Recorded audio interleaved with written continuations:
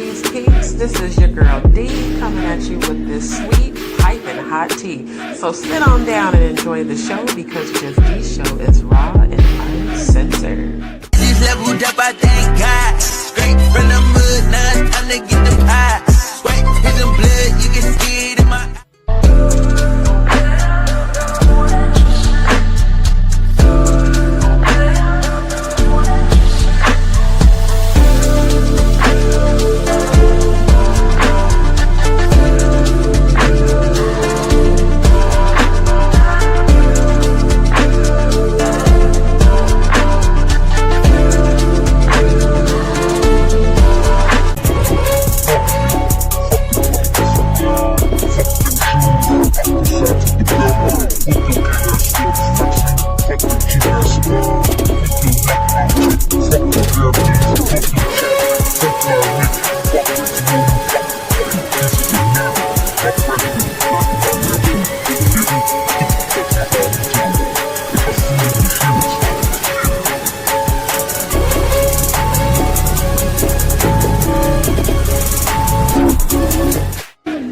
What's up, DzPeepz? This is your girl D coming at you with this sweet, piping hot tea. So sit on down and enjoy the show because Just D Show is raw and uncensored. She's leveled up, I thank God. Straight from the mud, now it's time to get the pie. Sweat, hit some blood, you can see it in my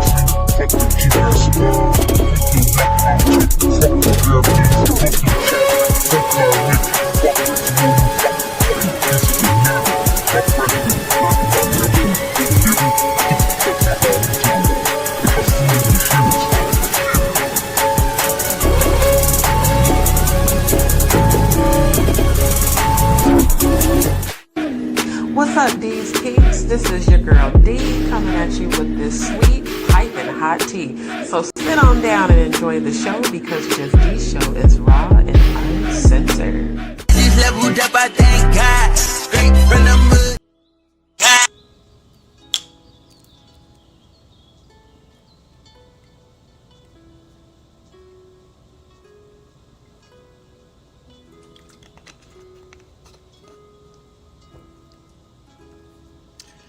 Oh, y'all bear with me. I had to drink that water.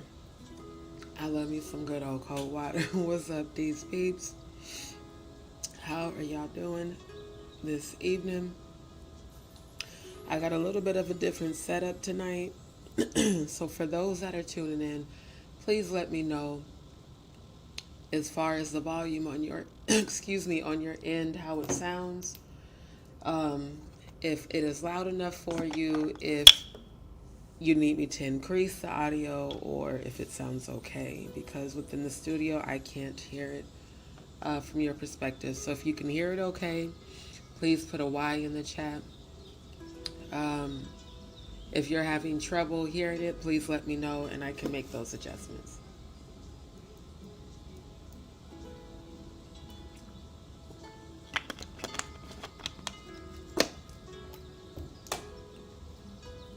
Okay, so thank you, Gemini. She said, sounds good.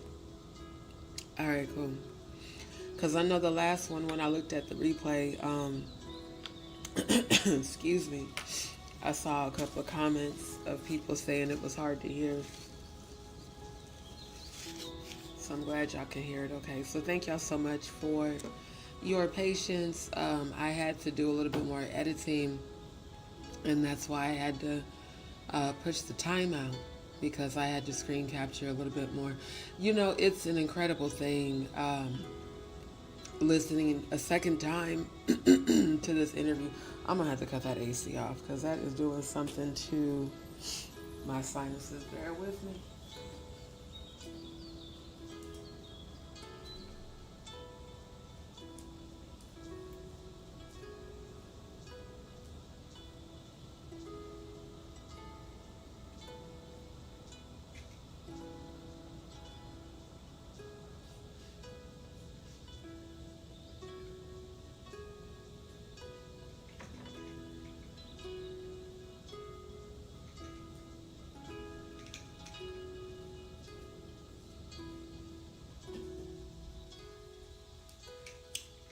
Okay, so y'all bear with me a moment. Now it may get a little bit louder in the background because that tends to drown out the background noise, but something there is triggering my allergies, so I had to cut that off. Anyhow, thank y'all so much for your patience. So I captured pretty much the rest of the interview, so that's what we're going to be watching during this part 2 of and shout out to Jonathan Hay. Jonathan Hayes, you know, his survival story, y'all, is it's sad and it's disgusting. It's disgusting how many people this has happened to. How many people have not gotten justice yet?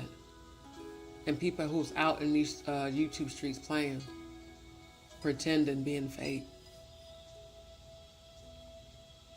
There are real people whose lives are forever affected after they have been sexually abused. It never goes away. You just have to learn how to heal and deal and cope and overcome. And that's why this is a safe space and a safe platform for all survivors to come and share their stories and get healing. Because so many people focus on the trauma, and it's hard not to, especially, okay, somebody's clearly drunk. Damn. I can't even say shit because I remember when I was an alcoholic. Now, I never did that, but shit.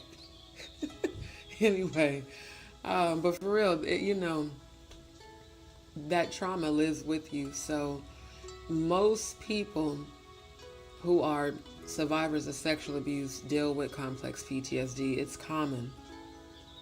It's very common.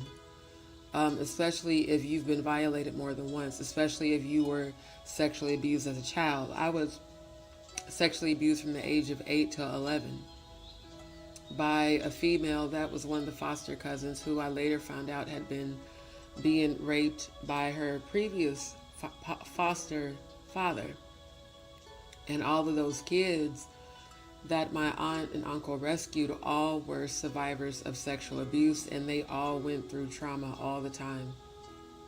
Because I remember that. I remember how they would go and counsel with my aunt and uncle, and then they would come and tell us like the horrible things that they went through before they got to my aunt and uncle's house. And that's the first time I heard the word sex trafficking. These children that my aunt and uncle rescued from the system all experienced that shit. So when I hear people, you know, give their account that they were trafficked or they were abducted or they were drugged or they were forced, or like Jonathan with a home invasion, like, it's just insane to me how common this is everywhere. In every part of our world, this is way too common. And it takes people that's brave enough, that's courageous enough to come forward and say, yo, like he said, we deserve our justice. Motherfucking right.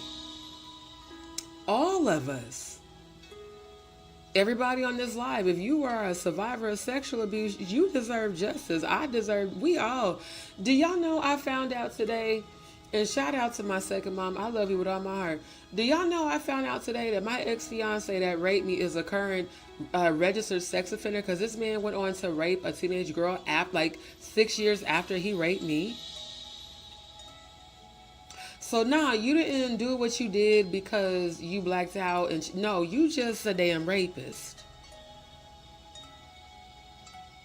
I'm so sick and tired of these motherfuckers getting away with this shit. And let me tell y'all something. I know a lot of people is worried about, let me tell y'all, when Diddy is not getting out anytime soon.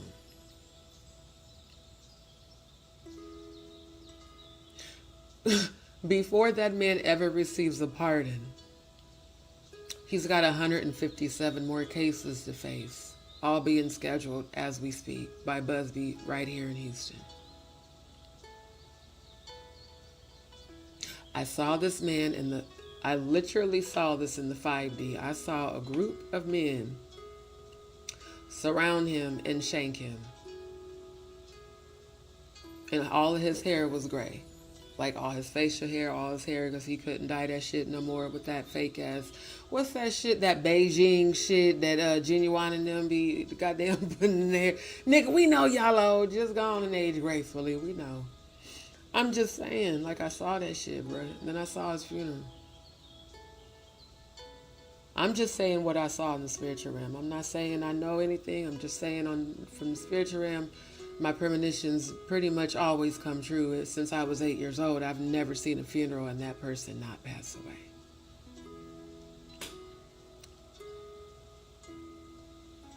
He's not getting away with the shit that he did. The Most High is going to see to it that poetic justice in the spiritual realm is being dealt. Not going to be, is currently being dealt. Anybody who is a survivor of sexual abuse, if you ever experience any sort of force, coercion, abduction, you went to one of these parties and if you experience anything like that, please come to this platform and tell us so we can get you help.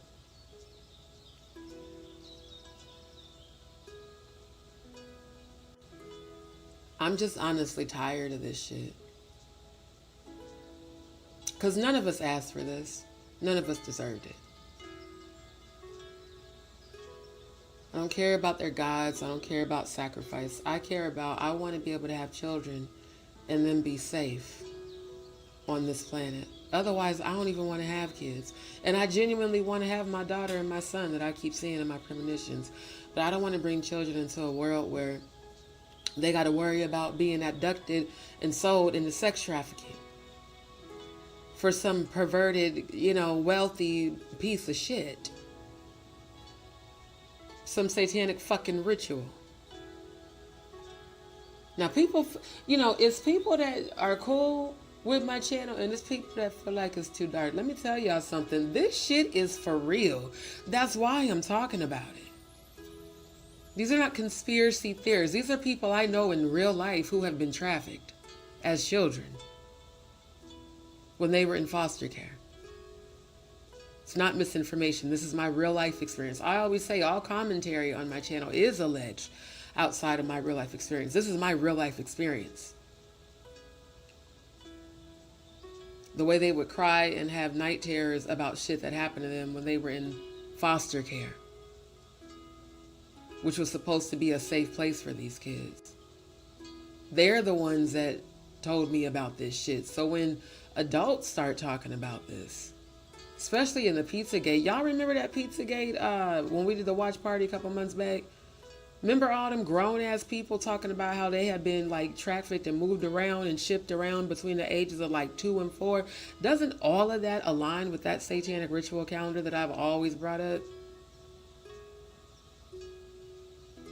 For this to be such a conspiracy theory, how has everything I've shown y'all been accurate according to that calendar? There's a reason God led me to that. When I first found it, I ain't gonna lie, that shit like creeped me out. I was like, this is evil as hell. But then I realized this is real though. When you've done spiritual warfare for real, like I've done, cleansing people and buildings, and you know how real this spiritual realm is. More so than most people. And yeah, it does sound insane speaking about casting demons out of people, but it's a real thing. Spiritual warfare is real. These energies are after your soul. That's why rape is literally demons. That's a demon possessing someone to do that to you. So it's about healing from it. It's common to relive the trauma because those are symptoms of complex PTSD, because your brain and your body cannot cope with the shock and the trauma of what happened to you. It's a lasting effect. Just like in the Willie Lynch letter, the whole buck breaking syndrome, how to break a man's soul, how to break his mind, how to break his spirit, how to essentially allegedly MK Ultra person through satanic sexual ritual abuse. This is what leads to people like Diddy and all the other accused to allegedly do what they do. So there must be a way that we can stop it. And I feel like the more people like Jonathan that come forward and speak the truth, he's absolutely right when he says the media is the best way to get justice, because that gets more attention than just a lawsuit. Lawsuits can take time. The media's right now, I'm gonna get my fucking truth out. I don't give a damn who don't like it. It's my truth. And fuck you for being mad. Anybody who's mad at you, Jonathan, and the rest of y'all, if a motherfucker gets mad at you for speaking your truth, fuck them. Because it wasn't them that went through what the fuck you went through. Speak your truth unapologetically. Why would you want somebody to be silent about their trauma? Is it maybe because you've been involved in doing that shit to somebody else? Does it maybe remind you about yourself? Like, I always wonder about people that get mad about you speaking your truth. Is it because you found yourself in some of my truth? Because some of y'all back home, you know, I heard some things about some of y'all, which would explain why some of y'all get so mad about me speaking my truth, because maybe it's a mirror to some things that you thought I didn't know you were accused of doing too. And if I ever get proof, your ass is getting locked up too. I don't play these games about sweeping shit under the fucking rug. That's what makes it continue. Everybody's afraid. For this man to say he was afraid for his life. He's like, man, I thought I heard a gun. Can you imagine a person who's already trying to heal from PTSD, who's already survived a home invasion, who probably, like, whenever they hear a pop, even if it's a firecracker, it probably triggers them to have a pee. Like, can you understand how that is? And to knowingly put a person in a position for that to happen again with a man that you know is a predator, CJ Wallace? Because Jonathan ain't the first person that I heard say that you and Diddy allegedly had some shit going on, and that y'all allegedly was involved in people being teleported and shit. I mean, I showed y'all the video where Diddy and Christian was talking about damn pizza boxes and plastic. We know what the fuck that means.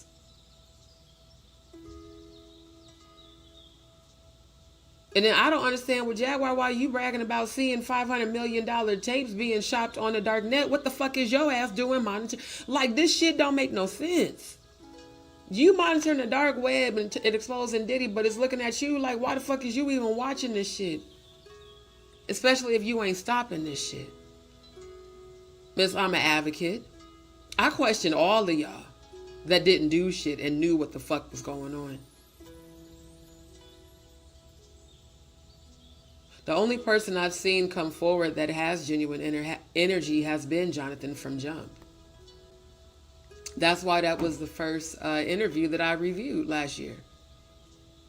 I reviewed the interview he did with Jaguar. And I was like, nah, this man's telling the truth. Everybody's like, oh, this white man's coming over here for clout. You know, ignorant motherfuckers just say stupid shit. I was like, nah, he's telling the truth. Keep speaking your truth everywhere. Everywhere you go. Every platform. Keep ringing the alarm. Because, see, Diddy's concerned with his image. He don't really care too much about lawsuits and paper because he feel like he could just buy his way out. But, nigga, you finna run out of money. You might as well go on and sell that private jet, sir. Because they already said you had that bitch on the Uber for private jets. I think you need to just go on and sell it and sell all of your property, sir, because you got 157 more. I don't know why people are really thinking that this man's about to get out of jail in a year and a half. Bullshit. He needs to get very comfortable, because that's going to be your permanent home, sir. And, you know, I'm not going to hold you, Diddy. That's very lightweight compared to the atrocities that you've done. But, you know, the thing about having the spiritual gifts that I have, and in my celibacy how much powerful my spiritual gifts are and how far I can see into things. In the afterlife is where it's going to get worse for you. Because you won't be able to escape that. You won't be able to buy your way out. You just exist eternally in torment. And the very things you've done to people are going to happen to you over and over and over. And you'll never escape your own pain. It's like they're going to make you fuck yourself. It's real fucked up. You know. So, while some people may feel uncomfortable, this is a channel that's raw and uncensored. I am a spiritualist. I am a psychic medium, clairvoyant, clairaudient, clairsentient, claircognizant, empath. Everything I told y'all that was going to happen has happened. And it's going to keep happening.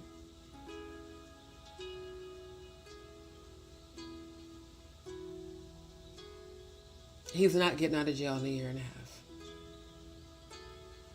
Trump's not going to pardon him. Because they both know stuff about each other.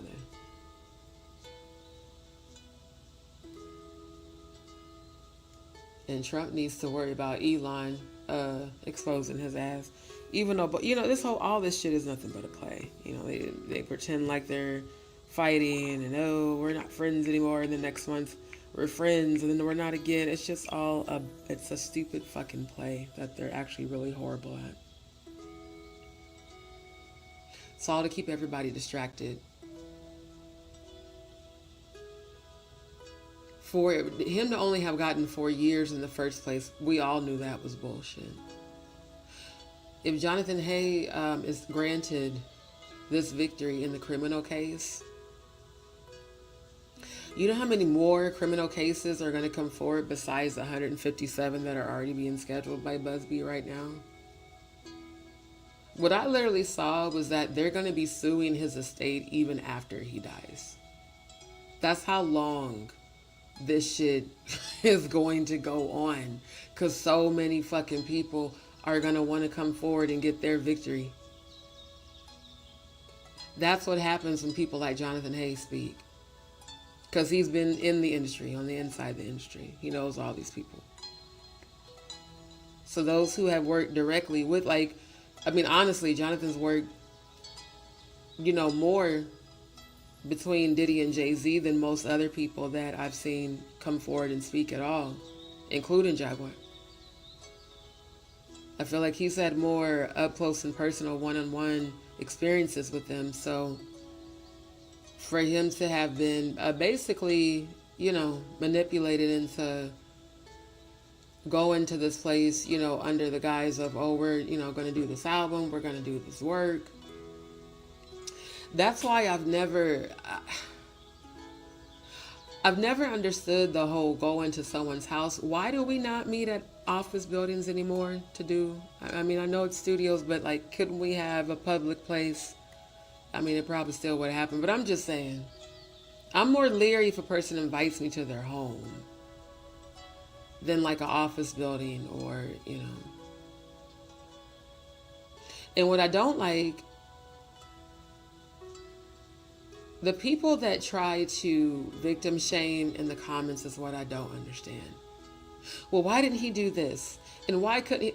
Okay, if somebody has basically pinned you in a corner and they have a gun and you go to bite their dick off, like he said, they're gonna shoot you. Like, be realistic and imagine if it's you and see if you'll be asking them same stupid fucking questions. Just picture that. Picture it's you. You cornered.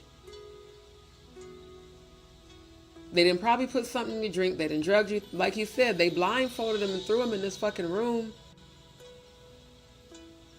You're cornered. This nasty motherfucker pulls his nasty dick out, shoves it in your mouth. He's got a gun. What am I going to do? If I bite him, I know he's going to shoot me. What would you do? It's like y'all be saying dumb shit, but because you've never ever gone through anything like this, you can't imagine it. I can. I've been raped before, more than once. That's why I'm an advocate. Because I know what it feels like. And I know what it feels like to have to carry that trauma and not tell anybody for years. Forever Freedom is getting launched before the end of this year. I'm going to get all of this started to aid and help people heal who are survivors. As a spiritualist, when Jonathan speaks, I feel his trauma every time. It's not easy for me to keep watching this. I'm going to be honest with y'all. It's not. Because it hurts. It hurts to feel him. Like I can feel what he feels. And yeah, it's a lot. So, like I said, I commend you. I've been praying for you. I'm going to keep praying for you. This platform is always a safe place for you. If you ever want to come on platform and speak, you can. If you want to drop down in the chat, you can. If not, just know we support you here. Because, damn, this shit's fucked up, y'all. I'm going to say it right now. Trigger warning, before I play the next two screen recordings. And these are just raw screen recordings. I have not edited them at all. What he's talking about is very graphic. So if you are a survivor of sexual abuse and it starts to trigger you, it's okay to click off the video and, watch the rest of it later.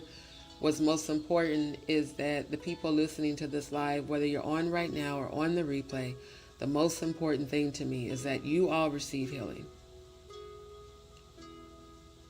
And that's what I hope happens. The more people like him speak up, that other people decide, you know what, I want to get justice too. I want to speak my truth.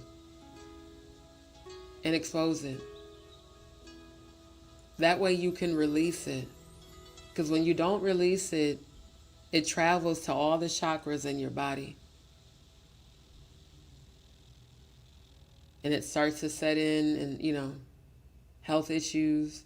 That's why I always say I'm healing the conditions and things I've been diagnosed with, even the ones I was born with. I was born with Graves' disease, the same condition Wendy Williams has.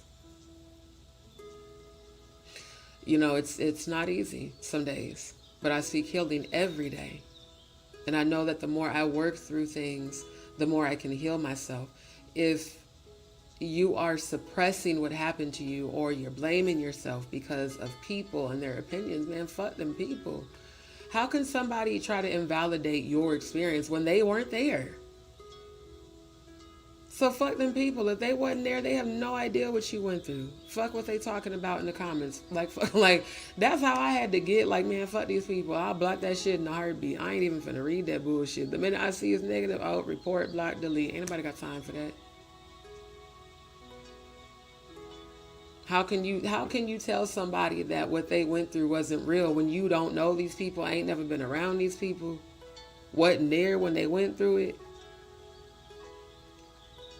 It's one thing if a person's a clout chaser and a liar and a fake ass, I'm an activist but also assassin looking ass. That's one thing. But people who really went through this shit and it really traumatized them and they still are trying to find a way to heal, that's why this platform is how it is. That's why there's always high frequency music playing, high vibrational music. That's why I'm always praying. Because I can feel all of y'all. As the empath, I can feel y'all. And sometimes I can hear your thoughts. And I can definitely see the things that you go through. And it's not easy, but you still, find the strength to keep moving forward. That's what it's about. You can't change the past. Ruminating is something that I'm still working through. My therapist told me about that years ago when I first started grief counseling. Like, you tend to ruminate. Well, when you've been sexually abused and traumatized and healing, PTSD symptoms, that tends to happen. But then I started catching myself and I was like, you know what? Fuck that. It happened. I, endured it. I overcame it and it made me who I am today. I'm not going to let that trauma have power over me now because it made me powerful. And now I see my strength And that's how I want every one of you to see yourself. See yourself as courageous. See yourself as brave. See yourself as strong. See yourself as healed. Because if you hold on to anger and hate and unforgiveness and resentment, it's only going to make you feel worse. Like spiritually, physically, mentally, for real. I know, because I did that shit for years. Now I just, I deal with shit, release people, speak on it, move the fuck on. Diddy is not, while this sentencing for this one case was, in my opinion, some bullshit. If y'all were to see the amount of years that are about to be thrown at this man, you would not be worrying about whether or not this man is about to get out. What in the fuck is going on? It must be an accident. It probably is, because people, I swear to God, motherfuckers can't drive in Houston. That's why, not driving has actually been a lot more peaceful, because people out here can't drive worth a damn. They just do reckless ass shit. But anyway, Diddy's not getting out. Everybody's been talking about this. I've been seeing it on Instagram and TikTok. Oh, Diddy might be getting out. Trump might be pardoning him. Trump said no. Every time Diddy's legal team reached out, no. Because you was talking shit during the Biden administration. Trump, y'all know that president grabbing by the pussy is petty as hell. He was like, oh, no, because you was talking shit. They're like, well, now he's considering, okay. And then there's going to be another hearing and another sentencing and another hearing and another sentencing and another. Like, this is going to be forever. Even after he's gone. I'm telling y'all what I see. It ain't going to be no Diddy gets out and gets to do this shit again. Because the next time them people come at him with that shank, they're not going to miss. I saw that in the spiritual realm. My premonitions are very real. So I'm just saying. Now, with that being said, y'all make sure to like this video coming in. Like the video. Like the video. Like the video. Because if you hear you like me, even if you a troll, you like me if you show up and watch my shows. Oh, bars. I think I'm going to turn that into a song. That was kind of cute and unintentional. But for real, even if you a troll, if you showing up, it's because you like my show. You be coming here to get healing. Just admit that shit. It's okay. I'm glad you're here. I hope you get your healing. I truly do. But, a troll is still a troll. Now, with that being said, like the video, share, comment, engage in the chat after the video. Give me your feedback, leave comments, and let me know if you enjoyed the show. Y'all don't forget to get over to Rumble and subscribe right now and follow. We are going to be having our watch parties coming up very soon. Within the next 2 weeks, we're going to start back doing the Pizza Gates part 2 through 5. This time, I'm going to watch the videos first, because that commercial with that man and the baby was very disturbing. I was not prepared for that. I know that disturbed quite a bit of us. And y'all have to understand that with this Pizzagate shit, they expose the disgusting reality of that world. So I'm going to be honest. For some people, it might be too much for you. It really might be. It's like you're only at a certain place in your healing. For me, that threw me off and really pissed me off more than anything, that somebody would even think to create a commercial like that, let alone film it and then edit it and air it. I feel like every one of them people, I'm not going to say how I feel, but I feel like they deserve whatever you try to inflict on a person, your ass deserves. I'll say that, because that's nasty as fuck. But anyways, that's where we have all the uncensored content. Also, I'm going to start doing, so I've started 4 different YouTube channels. One is going to be geared specifically to my investigations and my investigations only. The other one is going to be, so y'all remember how I did my Chef on a Budget, Eat Your Way Healthy segments where I'm cooking? Well, I'm about to start doing a lot of different type of content, from just different. It's going to be different type of like mystery basket, chef on the budget if you only have an air fryer, chef on the budget if you only have a microwave, chef on the budget if you only have a hot plate, chef on the budget when you're traveling, like stuff like that. And then my other channel is going to be geared towards all of like my remote tech support. So like those of y'all that have reached out to me that needed help with your phones or needed help with your laptop tripping or something like that, I'll be offering remote tech support for those who need assistance that way. So I have a bunch of projects that I have going on. I will still be doing lives on here, but just not as often because I really need to build up the content on those channels to get, just multiple demographics and really to cater to specific crowds. Like with my Chef on a Budget, it's also going to be about eating your way healthy, meal planning, how to replace pharmaceutical medications with natural foods, fruits and vegetables, stuff like that. So I want y'all to stay tuned for all of that. And then also for my music, I'm starting a new channel. My stage name is D Natural with the Afro. Once I wash my hair, I am going to pop out with my Afro again on camera. It's been a lot going on in my real life. I'll talk about it later. But regardless, there are multiple projects that I'm going to be working on. So it may be sometimes where I may not be on here for like a week or so. But at the end of the day, y'all know, like, I'll be back. Just like when I was driving, I couldn't really be on here like that because I was out there driving for Lyft at least, 12 hours a day, every day, sometimes 15 hours a day. So right now is brand new beginnings, brand new projects that I have going on. But with Rumble, it's essentially going to be like my completely uncensored content. Even my uncensored music, because I'm creating multiple albums. Like one's going to be completely explicit, the other one's going to be made for radio, PG type shit. But a lot of what I talk about on these lives, a lot of what I've shown y'all, I'm pouring that into my music. So there's multiple projects that y'all are about to see me do. Once I get the channels like popping, with sufficient amount of content, then I'll share the channels with y'all, and y'all can go over there and like, share, and subscribe as well. But make sure if you are not already, get over to Rumble, hit subscribe, follow, because essentially I want to move my platform to Rumble. I want to live stream from Rumble instead of YouTube or StreamYard. So y'all make sure y'all get over there.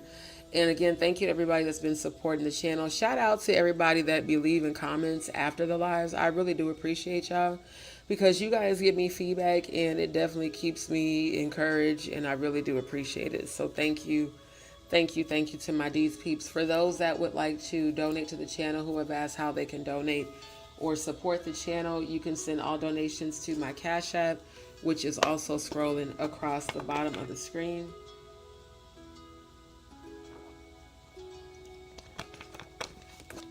Because I don't use super chats or super stickers or memberships. So, and if you're watching from the YouTube app, it's also pinned in the chat. So that's where you can send any sort of channel donations. And thank you in advance to those who do. So thank you, Gemini Amp. And thank you, Neptune, for tuning in. I do appreciate y'all.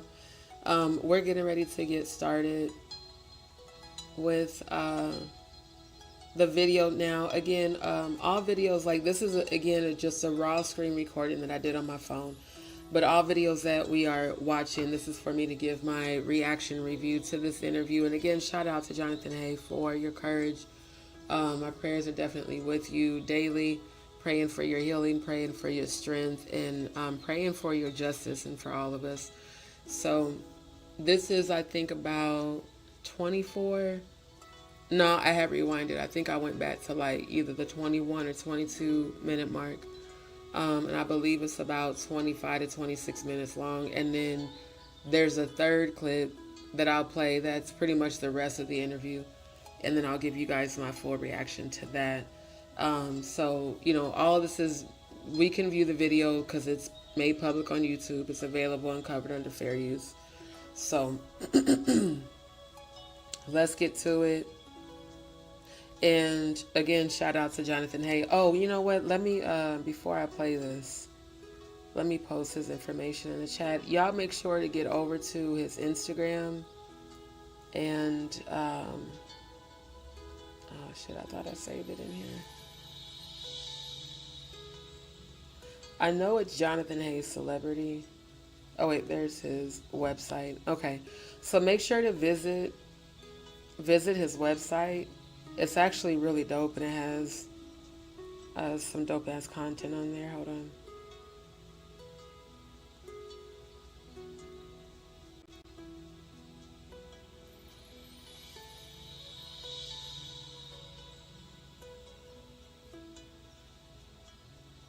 Okay, and there's his IG.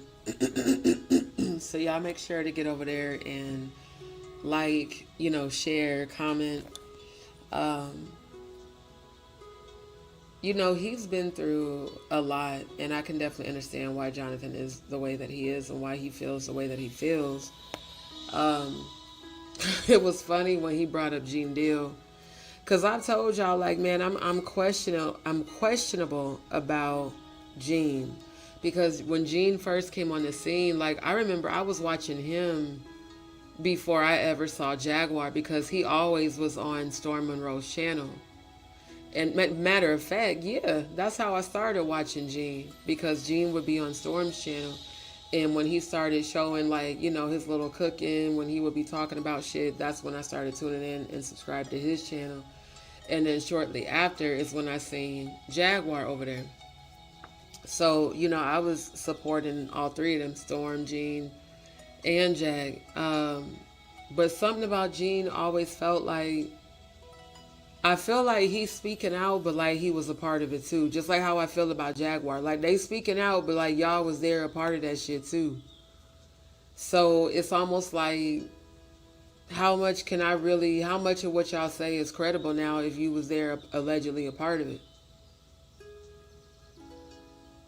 That's why, like, when he says, like, fuck Gene, because Gene's saying, oh, he's just after CJ's money. Yeah, that's what they all say.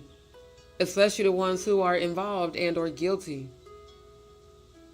That's the quickest way to, that denial. Oh, they just want money. No, motherfuckers just want justice.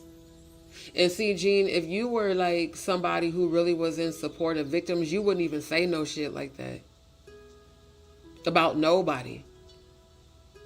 Because you've been around this nigga since high school. So you know Diddy. You know this motherfucker better than most people. You know how the fuck he is. So how the hell you speaking out, but then you low-key almost like, it's almost like you calling Jonathan a liar, almost like you believe that Diddy wouldn't do this shit? Now, is it true that anybody coming forward could possibly be lying? Of course. Do I consider that? Absolutely. But what I also know is that my spiritual gifts are very real, and if I feel energy from somebody that feels genuine, I'm going to believe it until your energy starts switching up, like when Jaguar's energy started switching up before February 9th. And other people who, turned out to be trolls that were pretending to be supporters. Because real rejects of YouTube just do shit like that. At the end of the day, somebody who's truly gone through this type of trauma and never got justice, of course you upset, of course you angry. Of course you want these motherfuckers to pay when you've been violated. And especially when it's people who already knew that they already knew about your trauma. That's what makes it even more fucked up. They know how this shit affected you before, and then they just did it again. How the fuck CJ put his house up for rent a whole month after being served? My nigga, like, did you not... Common sense should have told you not to do that. You just made it easy for your ass to get sued. Because if that don't look guilty as fuck, I don't know what the fuck else does. You get served and then move out? Like, moving out is going to absolve you of your alleged involvement in this shit? Like, they can't still investigate the home just because your ass moved out?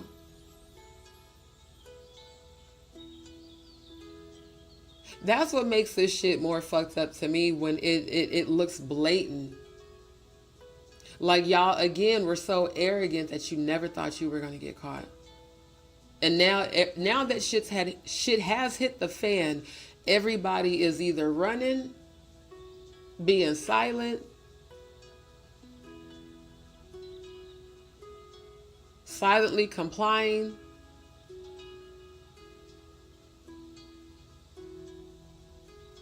Who's speaking up for victims anymore? When's the last time y'all heard Jaguar speak up for a victim? When's the last time you heard John Doe speak up for a victim?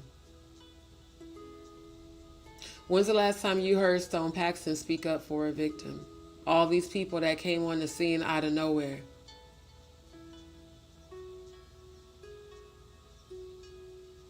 And they all stirred up drama, or was involved in it, or participated in it.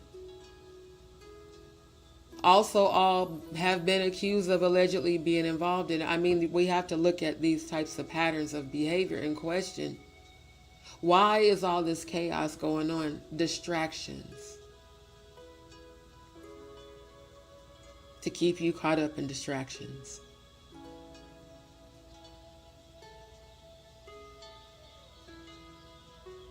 Some people will go to great lengths to stop the truth from being told. And they'll use anybody who they know they can pay. This platform is going to continue to expose the truth. Everything that I find tied to this satanic ritual calendar, I'm going to talk about. If it makes you uncomfortable, I understand. You might want to click off if it does, because I'm going to keep doing my investigations. Because I think that I'm hitting the nail on the head, which is why February 9th happened, which is why the, dragathon for the whole rest of that month happened, which is why now certain people are punching their clock, which is why certain things are happening, because we are in the middle of a spiritual warfare. You're either on God's side or you're not. And I know that I walk in the power and in the authority of the Most High God. And that any energy rising up against me shall fall by the wayside immediately and be destroyed. And that chaos and confusion will come about their lives, and death and hell will follow your own evil intentions back to you.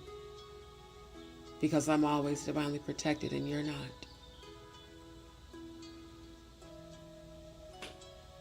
You come here for healing because you miss healing. So choose to heal. But also be real, because a lot of y'all be fake as fuck and be lying through your fucking teeth. Because you want to get clicks and views and get paid and AdSense and shit. And you make it hard for those of us who have actually experienced this shit, who are really legitimately seeking justice and healing. And I feel like that's intentional. People have been planted on YouTube to create these distractions, specifically related to this platform. That's been exposing since my platform started. Since before I was ever on YouTube, I was exposing this shit on Facebook for decades.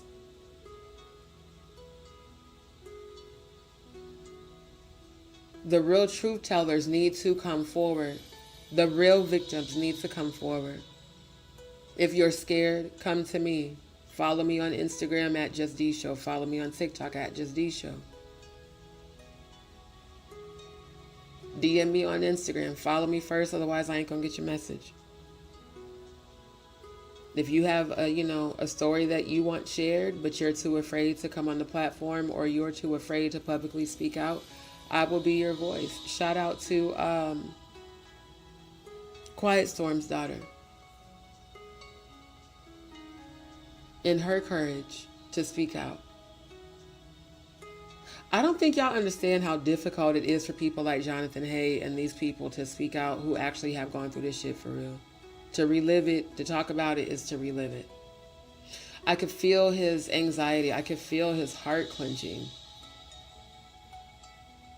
I could feel like his breath getting short. Especially when he was describing Diddy's feet. and hearing Diddy's voice. It was like a trigger.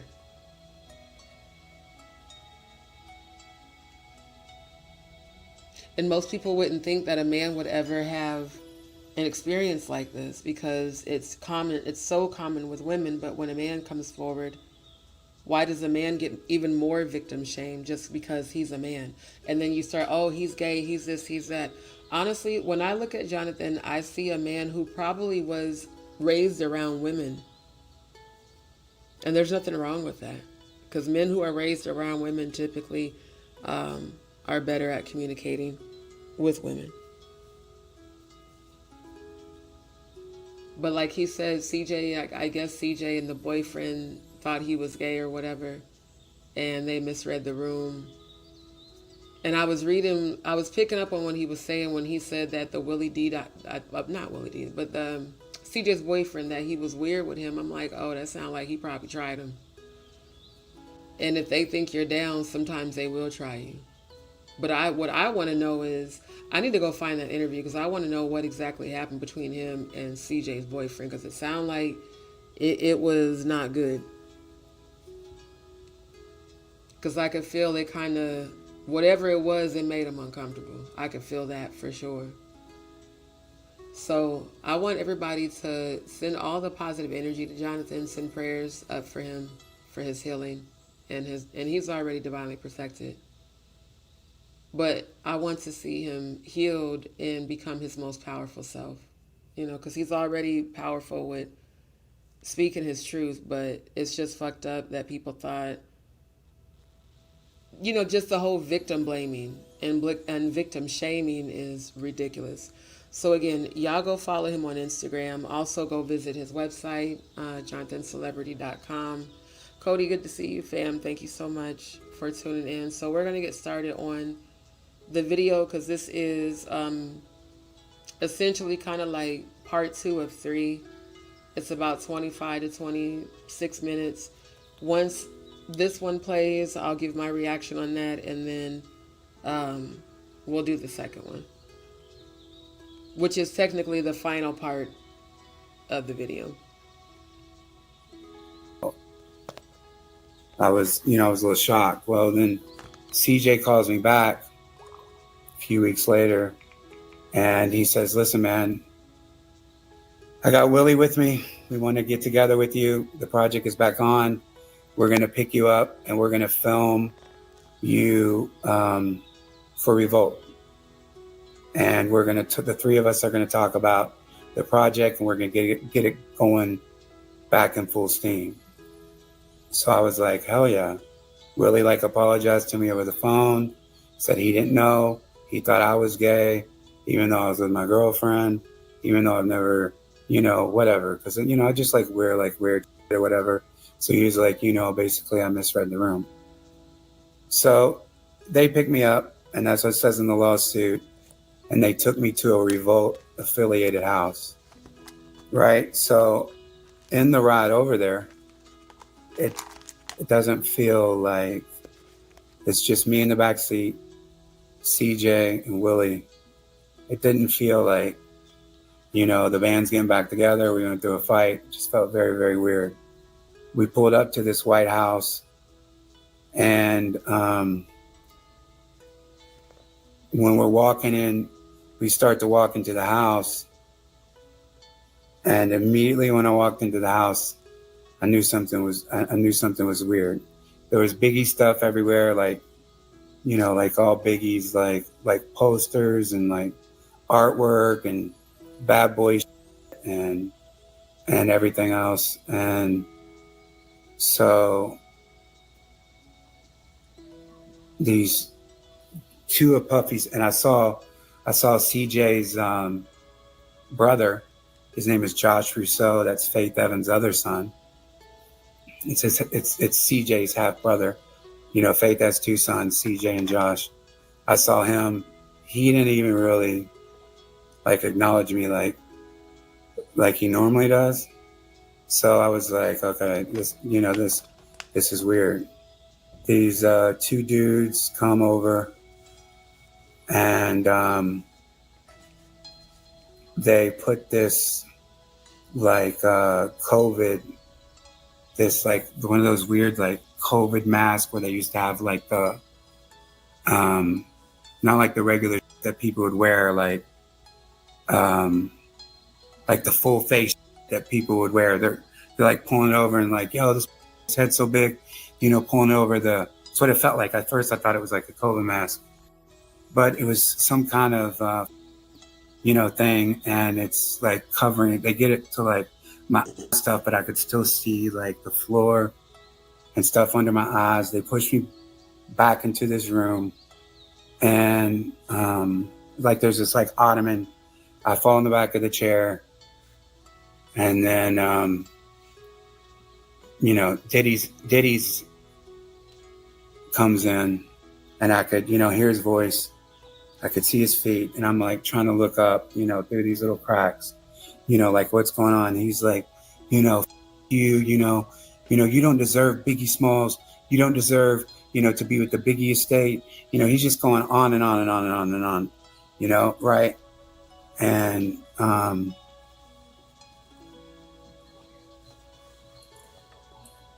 you know, like sitting there like tripped out because I was in a home invasion, you know, 2 years prior to that. Right. And next thing you know, Diddy is like putting his dick in my mouth, and you know, I'm like, he's grabbing my head, you know, you know, and he's like grabbing the back of my head and like my face type shit.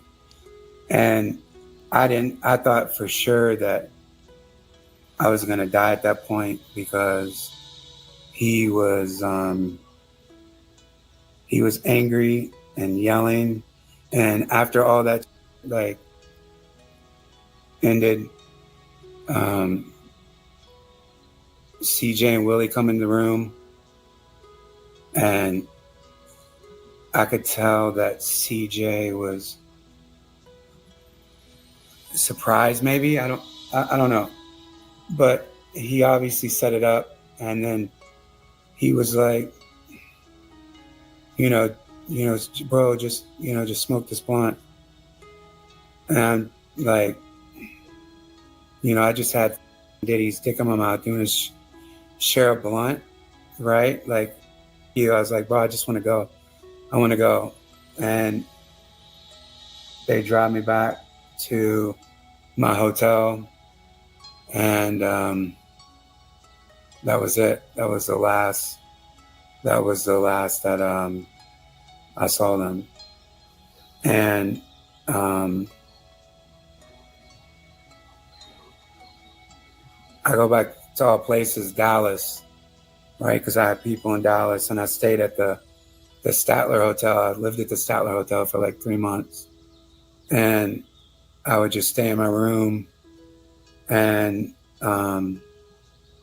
you know, just processing and traumatized. And then I started getting angry. Then I started contacting Faith. And then I started contacting, you know, CJ's, who he calls his dad by the name of Todd Rousseau, Faith Evans' ex-husband, and telling him about, you know, all the that was going on. I reached out to Valletta, I reached out to everybody, and I'm just so pissed off. You know, I was just, you know, totally like, you know, taken advantage of and everything else. And I just snapped. And, you know, they made all these threats and everything else. I tried to get the police involved then. This is before Diddy's arrested, and nobody like took it serious. I reached out to Cassie's law firm, Wigdor Law Firm, in 2023, and they wanted to meet with me. But as I was, you know, going to go over to their firm, this is before Cassie came out with their lawsuit and everything else. And obviously there's email records, and obviously this is in discovery and everything else. Driving through Brooklyn and seeing all the Biggie murals and seeing all the Biggie shit and all the Biggie stuff, like, I was like, nah, man, I can't even do this. And just like I started losing projects, I felt blacklisted. I didn't feel blacklisted. I was blacklisted. That project was canceled, which led to my distributor to asking questions. And it just caused like all this turmoil, you know? So then I went out of Brooklyn. I moved to, you know, with my girl in Inwood, Washington Heights area, you know, of New York. And I know I jumped around a little bit from, you know, I left Dallas and went to New York. But there was just a lot of that happened like in between. Like one of the guys, because we were filming a documentary on the making of this Biggie house album. And we were doing a lot of that in Dallas, Texas. And I just, you know, I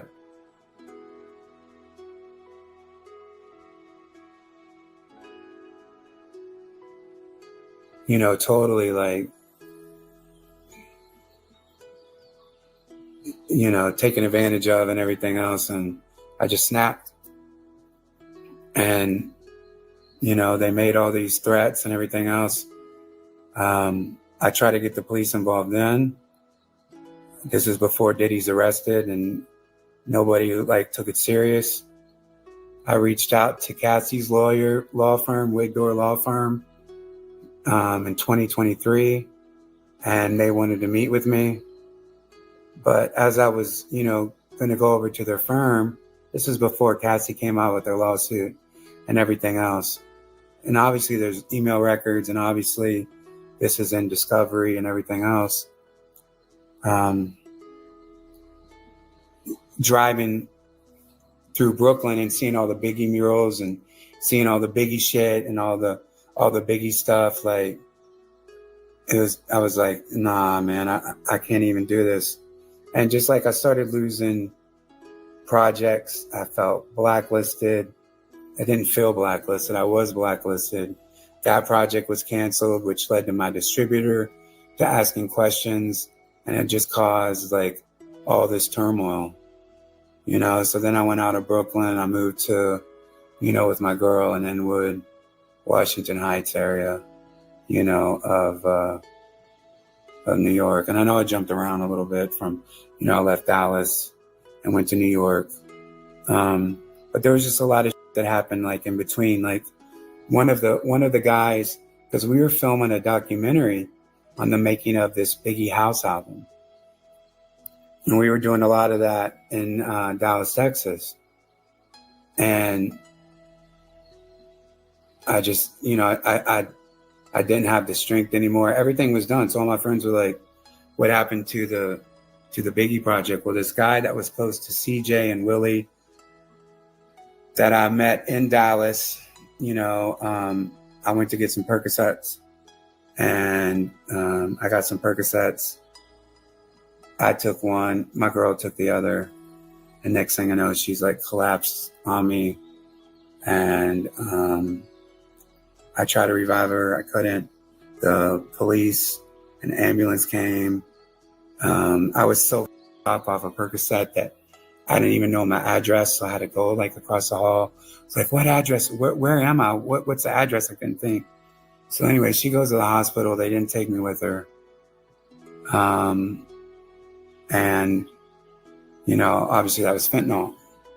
So I was that was the thing. Is like, all right, I got to get the out of Dallas, right? Because this was just trying to make look like a, you know, a drug overdose or something like that, you know? So that's what happened with that. And when in 2023, when Cassie's lawsuit came out and I saw who reported it, this investigative journalist by the name of Cheyenne Roundtree, who worked for the Rolling Stone, I reached out to her and I said, I've been through incidents with Diddy myself.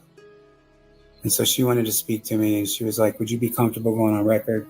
I was like, no, I just want to, you know, just explain to this. And this is in 2023.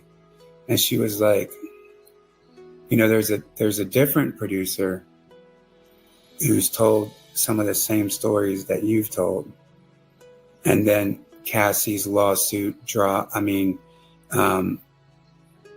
it's like pandemonium. Everybody's coming out saying all this shit about Diddy. And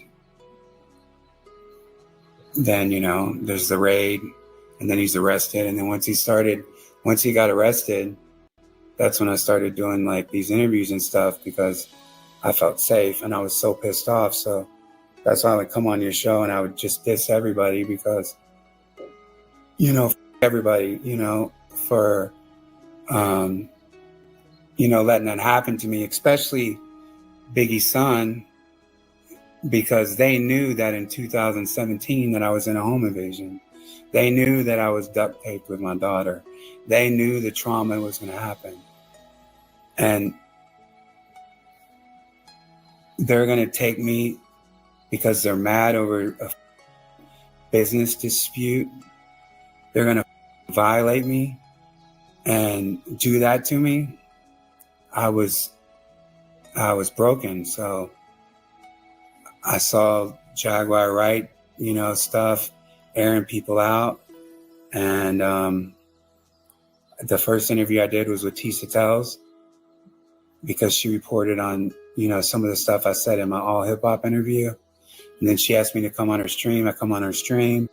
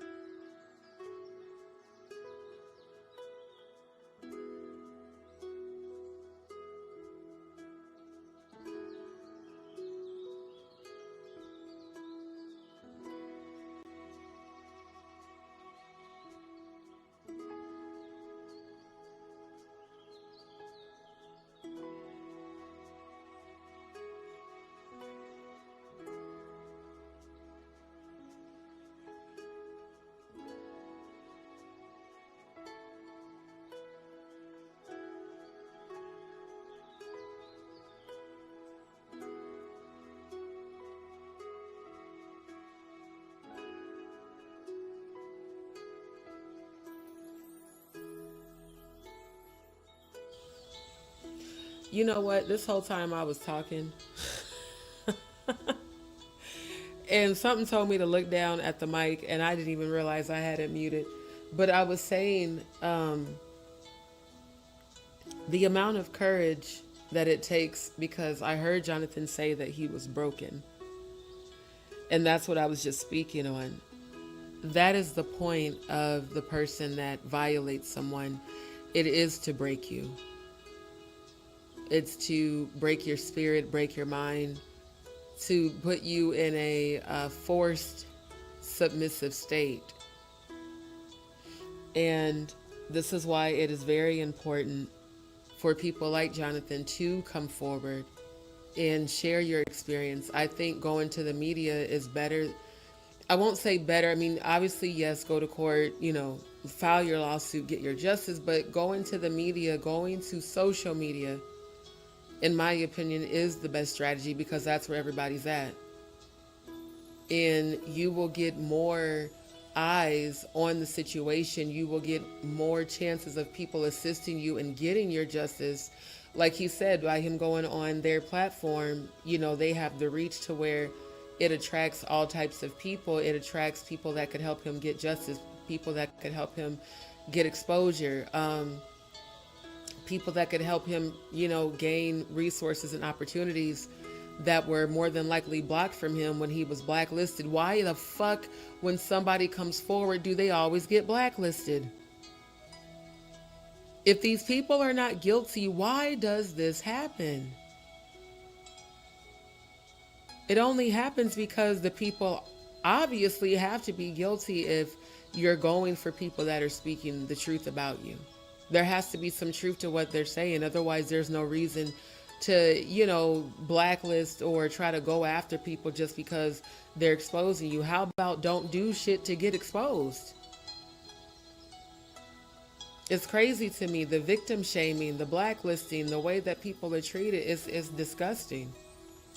It's absolutely disgusting, and it shouldn't even be happening to people. You should be able to come forward on a platform and speak your truth without having to worry about, motherfuckers talking about old death threats and people calling him a liar and shit. How are you going to call somebody a liar for a situation you weren't even there and present for?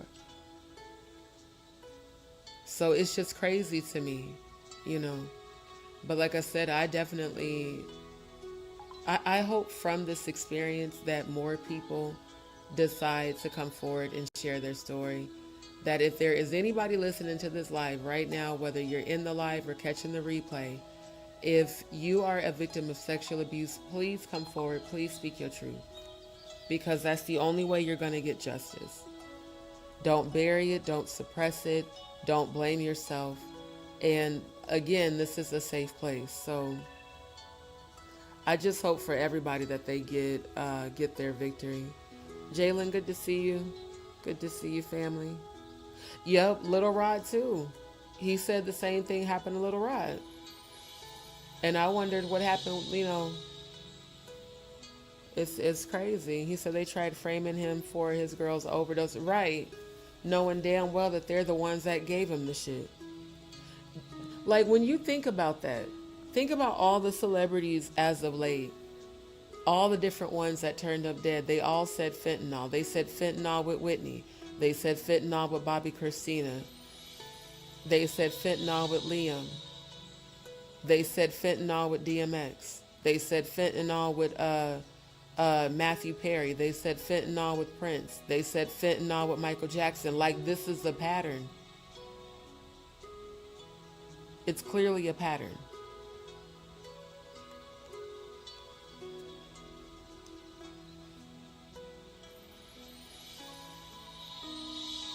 And I feel like,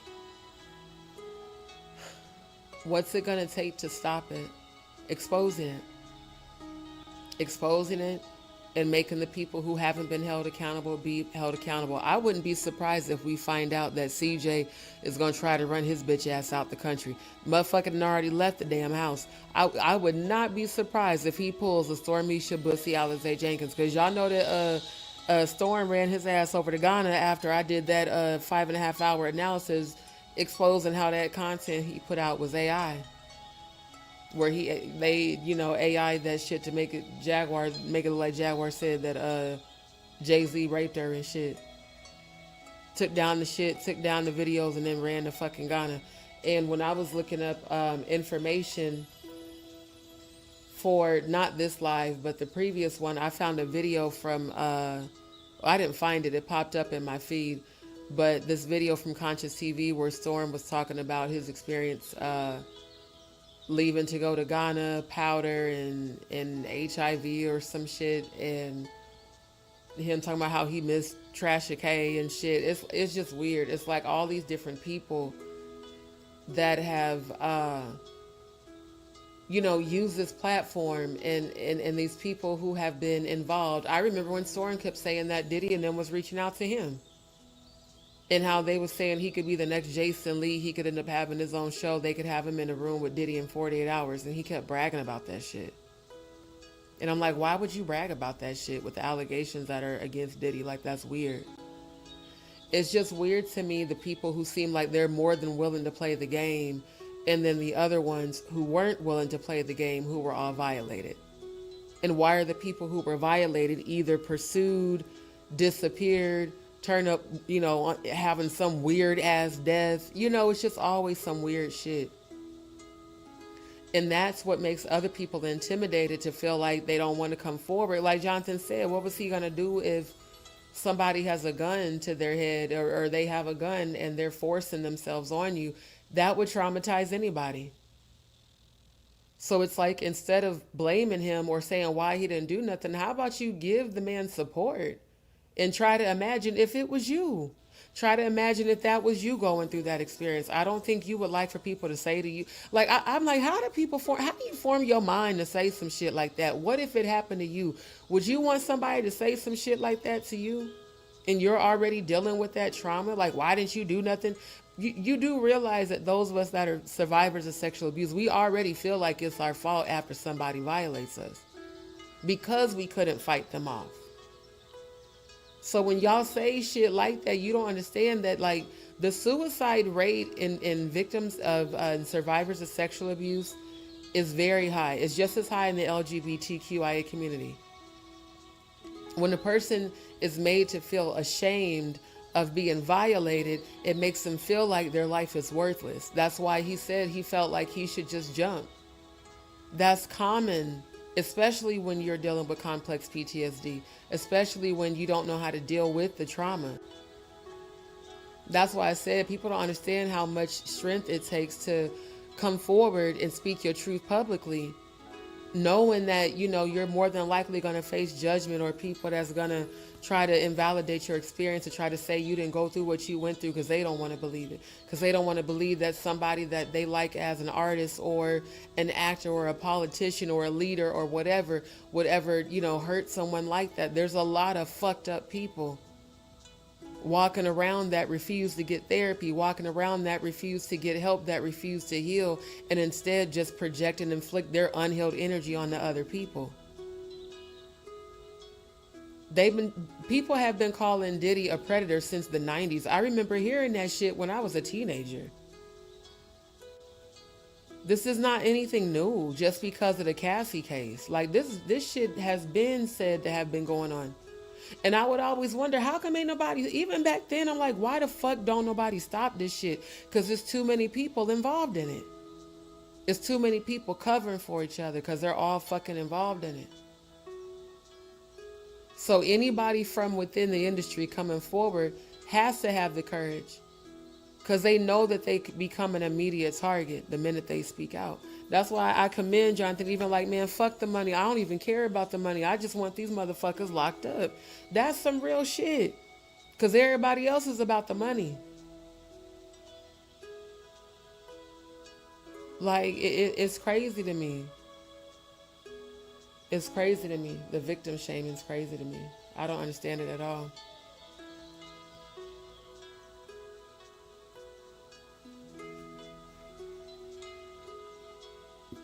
And then Jaguar sees that, and she introduced me to you guys.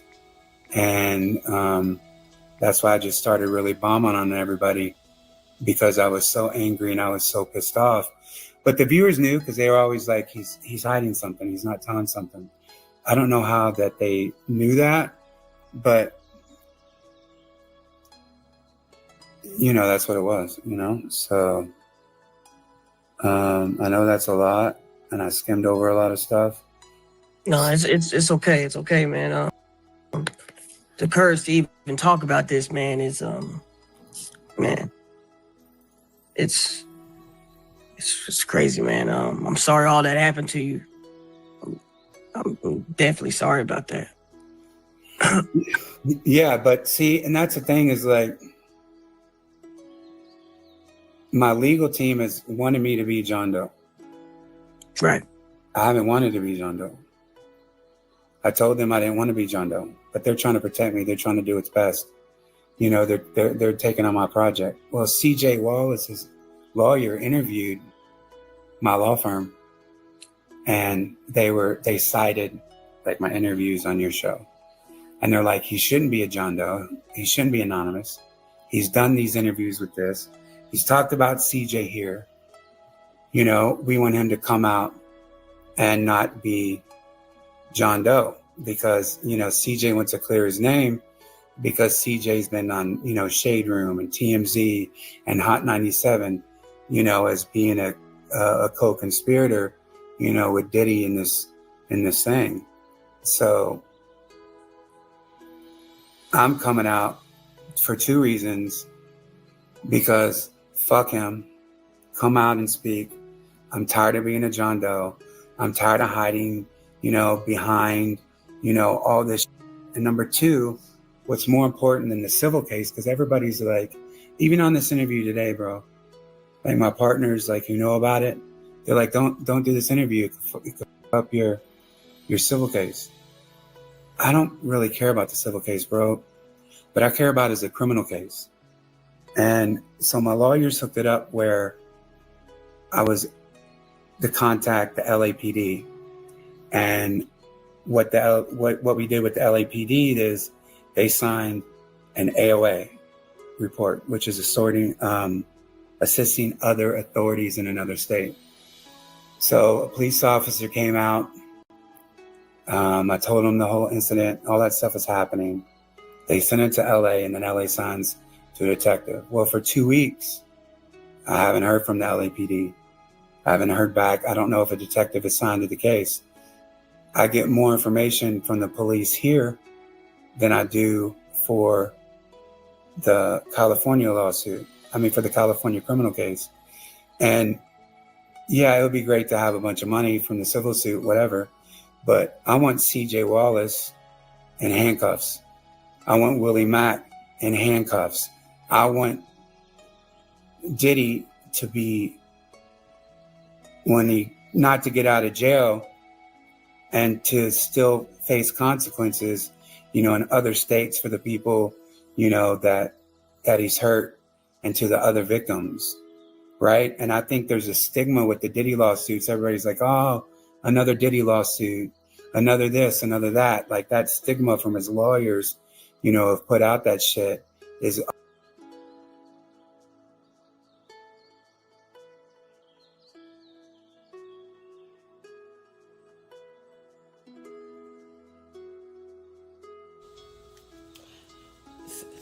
See, that's the thing.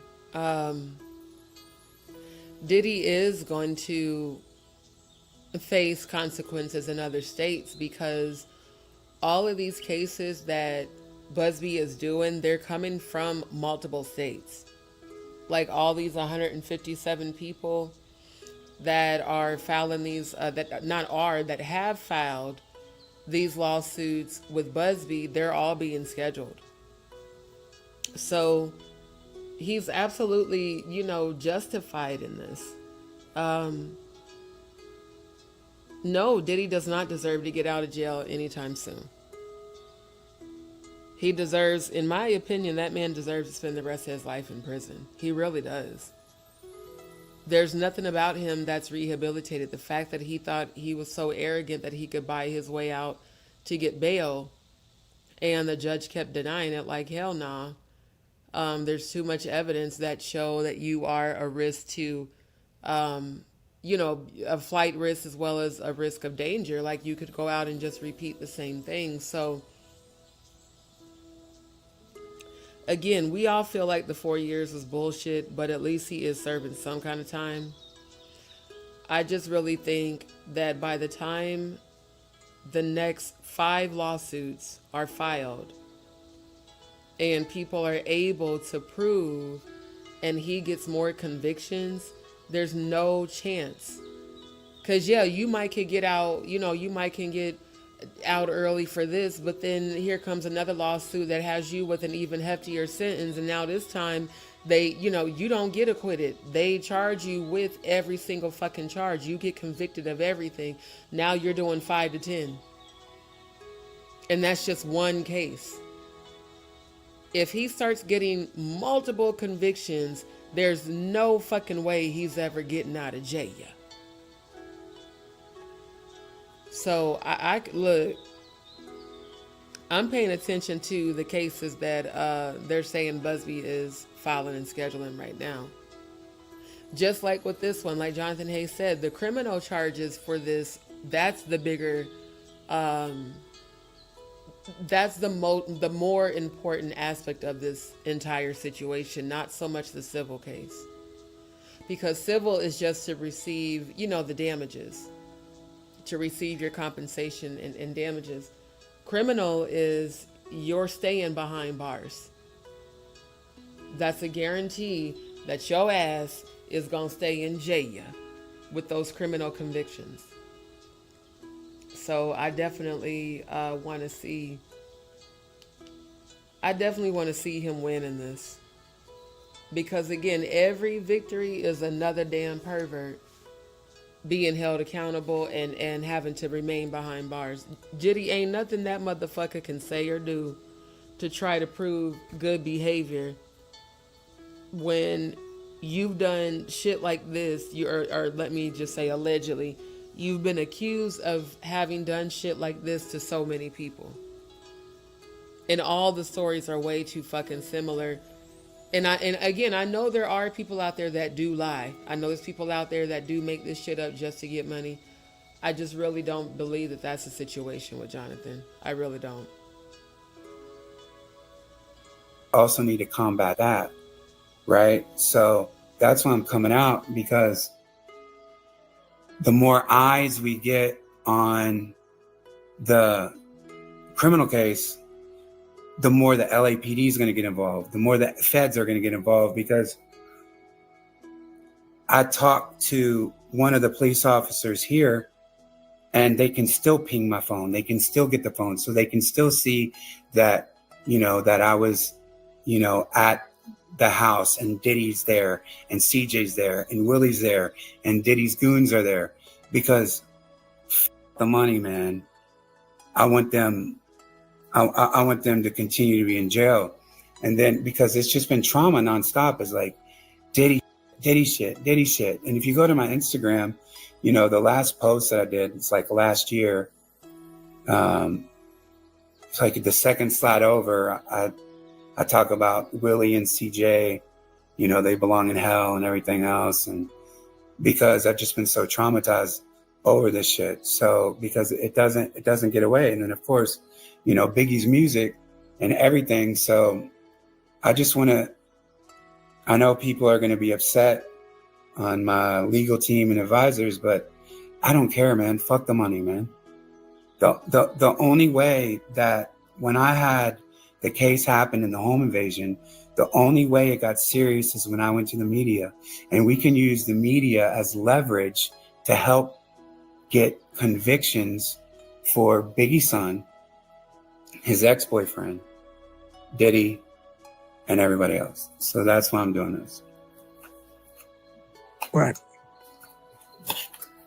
Earlier, you said Biggie Smalls was the best bisexual rapper ever. I've never heard that before. What makes you say that? Name a better bisexual rapper than Biggie Smalls. When I'm asking that, was there a record that he was bisexual, or where do you? Well, there's a lot of shit out there, where they're taking his lyrics about him being bisexual, and trans people in the videos, and I'm sure you've seen that video that's all online where Biggie's rubbing his, puppies like rubbing his face, and Biggie's telling him he loves him, and and that's what CJ told me. He was like, they wanted to make this project that we did gay, like really inclusive and all that other stuff. And he got resistance from like Valletta Wallace and Faith Evans, they're like, hell no, we don't want that gay shit. He's not about that shit. That's not about Biggie's brand. So that was always like a fight. But CJ told me, he was like, my dad was bisexual.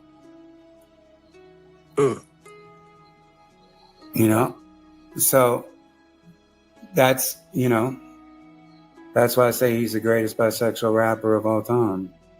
And it's like, but Biggie, bro, his memory, all that stuff, because, he birthed a son that, set me up for another man to violate me, right? Where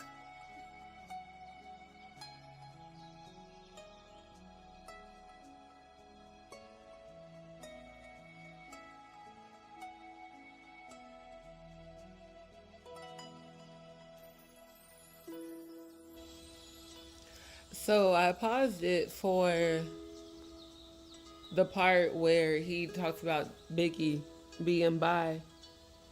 Cause I'm not gonna hold y'all. I used to think that back in the 90s, Biggie just always carried this down low ass energy. And it's crazy because I didn't even realize I had a gaydar back then, but I always wondered about like him and Diddy. It was rumors going around that they were allegedly like, secret boyfriends. Secret lovers. That's what they are. They were saying that shit back in the 90s. So it's not really surprising. I mean, and to each their own. It's sad that so many men in the industry that really are down low, that are bisexual, don't feel comfortable living in their truth. So they do shit like this, be having secret relationships and stuff. And the fact that, if this is true, the fact that CJ told him that means that Biggie had to have been out to some extent. If CJ was like, well, my dad was bisexual. If CJ really said that shit, that means Biggie was out. At least he was out in front of his son, And I always wondered, because I remember hearing that people said that the real reason him and Faith broke up was because allegedly Faith, either heard about it or walked in on him with a dude. Then they was saying that Biggie was trying to allegedly fuck Pac and shit. And it was like all types of rumors. And I remember I was like, man, I don't believe none of that back in the day. But not gonna hold y'all, I believe that shit could be the truth, because, Young Thug thinking he telling the whole world on Instagram a couple weeks ago, y'all favorite rappers be taking dick and giving it. We've been knowing that. We've been knowing that for years. A lot of them are down low because they don't feel comfortable living in their truth. Even though we know, like, we can tell. So I think it could be true, quite honestly. I really do. I definitely think that Diddy is bisexual. I just think that he is embarrassed. I think he's embarrassed to live in his truth. And so that's the reason he's probably gone about it, the way that he has. What I want to hear now is CJ Wallace's side of this. I want to hear, did he really tell, from his perspective, did you tell, Jonathan Hayes that your daddy was gay? And if so, because CJ, I guess, is gay too. So it's just like, if that's the case, why didn't he ever come out? Or, why didn't he ever publicly say this? Or, was there a reason he was only out in front of you? Like, I really want to know. I actually really want to hear from him. And I also would want to ask him, why would you set Jonathan up like this? Like, did somebody pay you to do this? Was this some sort of like initiative sacrifice? Like, did you get paid? Like, for real? Because I often wonder how one human being can even get it in their mind to be okay with something like this happening to someone else, let alone being the orchestrator of someone being sexually abused. What's wrong with you as an individual that you would even be a part of that you would even want to be a part of that, let alone host, the location, host the house, and be fake as fuck? Like, was this on some revenge shit? Because this is hella fucked up. It really is.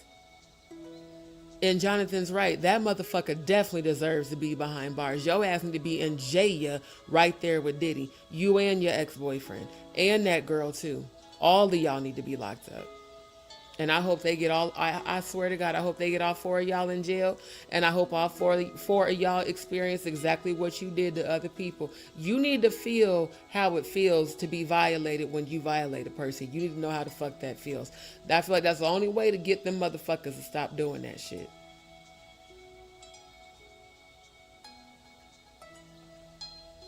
Like even now, bro, 5 years later, it's like I can taste this fucker's in my mouth, bro. And it's so traumatizing, right? And I constantly like flash and relive that moment. And when I was at the Statler, I went upstairs, you know, all the way upstairs to the rooftop. I'm sure you guys, have you guys been there? Yeah, of course. So I went to this, up to the top, and I was like drinking by myself. And I was just like, yo, just jump, bro. Just jump off, dude. Jump off. Like, that's where I was. I wanted to kill myself. One night I took a bunch of pills, and I thought, you know, I was trying to, you know, commit suicide, and I woke up, you know, but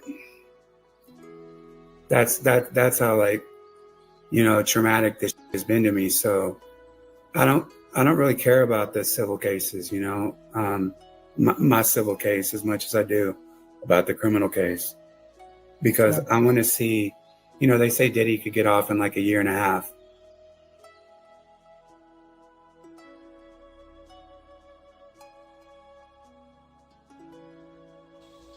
I did not mean to do that. Hold on. I was trying to pause it, not remove it from. There we go. So the fact that he said he took a bunch of pills and he tried to kill himself, that's heartbreaking. But this is legit what happens to people. Like, for real, I can completely understand that. Thank God I never actually did that, but I have felt that feeling before. You know, the way he was struggling with that trauma, replaying over and over and over, it's meant to drive you insane. It's meant to drive you nuts. It's meant to drive you to want to have, like, when they do these acts, and they're essentially doing spell work while they are performing the act of rape. They are sexually transmitting demons. It's a different type of a STD. A sexually transmitted demon is an energy that is put on you through the act of rape to keep you in mental bondage even after the act has happened, to keep you reliving that horrific moment over and over and over until it drives you insane. This is why it's so important for these people that do this to get locked up and held accountable, so that more people aren't having to live a horrible moment for the rest of their lives because, you know, something was transmitted to them, something was spiritually put on them. It's horrible. And again, I commend you, Jonathan, for your courage. And I'm going to continue to pray for your healing and pray that you don't ever have to deal with that flashback over and over. I'm going to keep speaking peace over you, peace over your mind, peace over your sleep. Because these are things we have all dealt with. Anybody who's ever, you know, experienced any sort of sexual abuse, you know what it's like for your mind to play that traumatic event over and over and over, and how difficult it can be to, you know, deal with that. That's why, like, high vibrational music helps a lot because it helps to quiet the mind. It helps to quiet the racing thoughts and the trauma, reliving it over and over. It helps to eliminate that.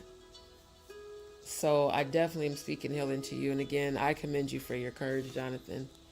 Definitely keep speaking your truth, King. I mean, fuck, dude. I mean, that's crazy. And that's why it's like, you know, I begged Donald Trump, to not pardon Diddy, because he's a real piece of shit. I mean, the guy threw his nut on me after Biggie's shirt.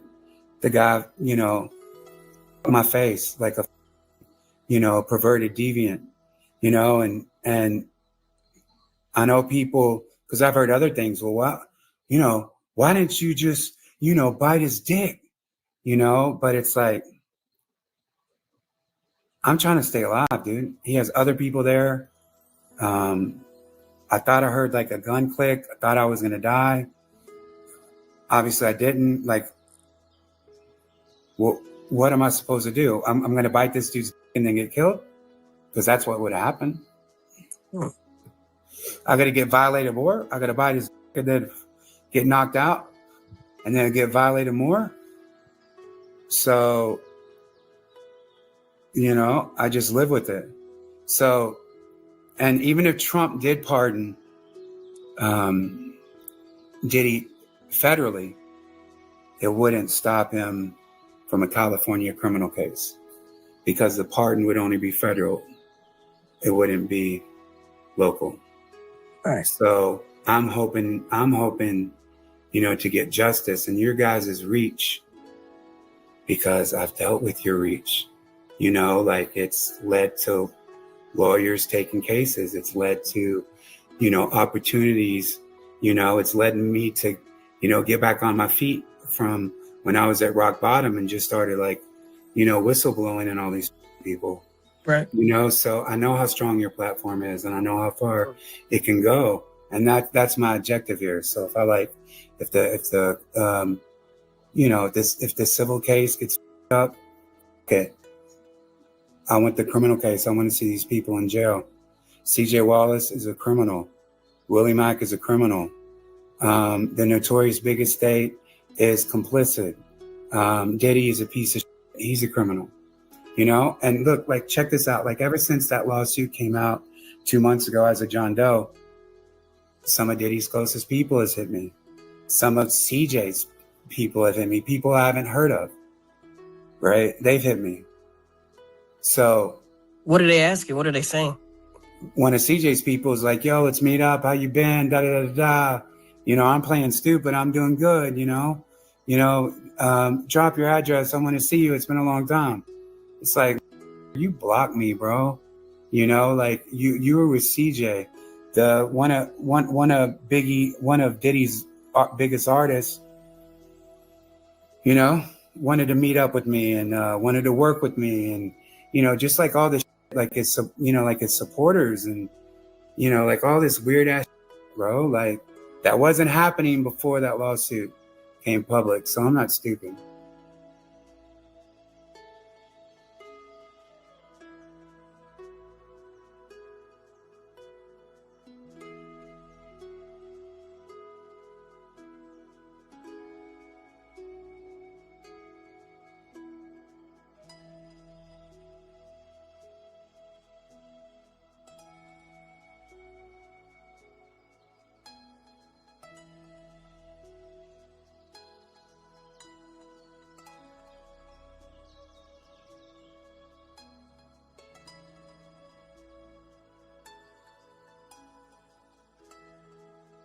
So I was a little shocked. Well, then CJ calls me back.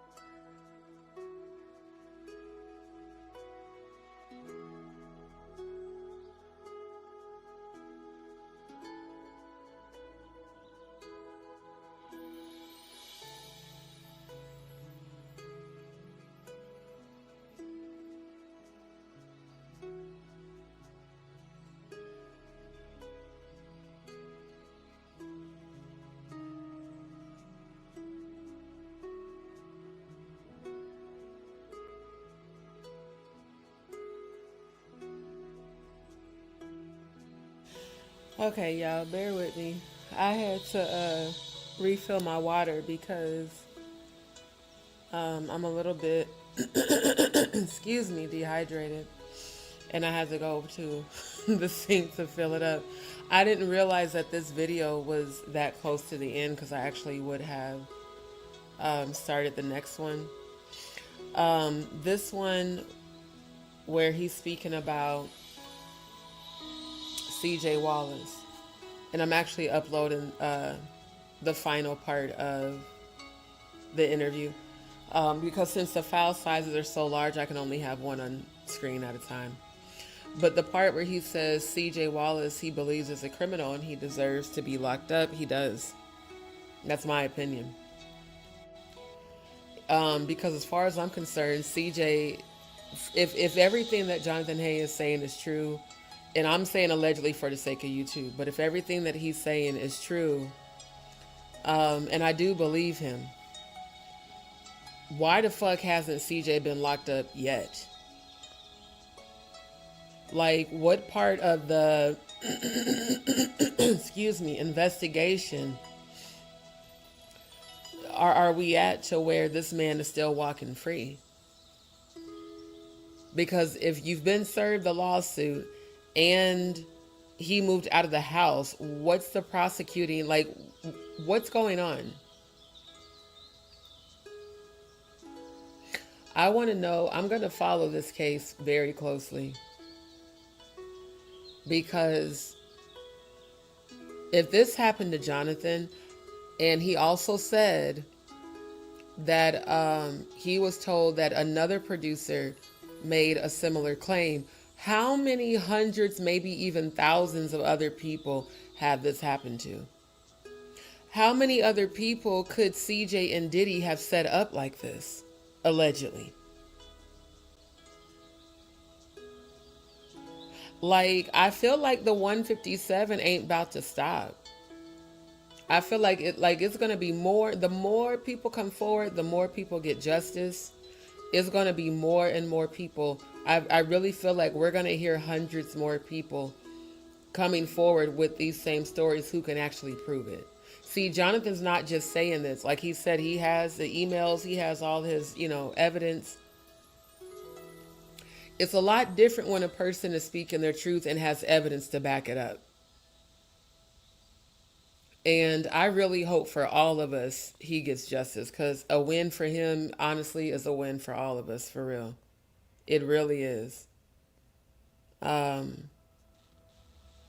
Andrew, what's up, my good brother? Good to see you. Good to see you. And yeah, for sure, Cody, the most important thing for survivors is to get mental health help. Please get the help. Matter of fact, I'm going to leave that up on the screen. Please get the help, because it's the only way that you're going to be able to start healing from that trauma.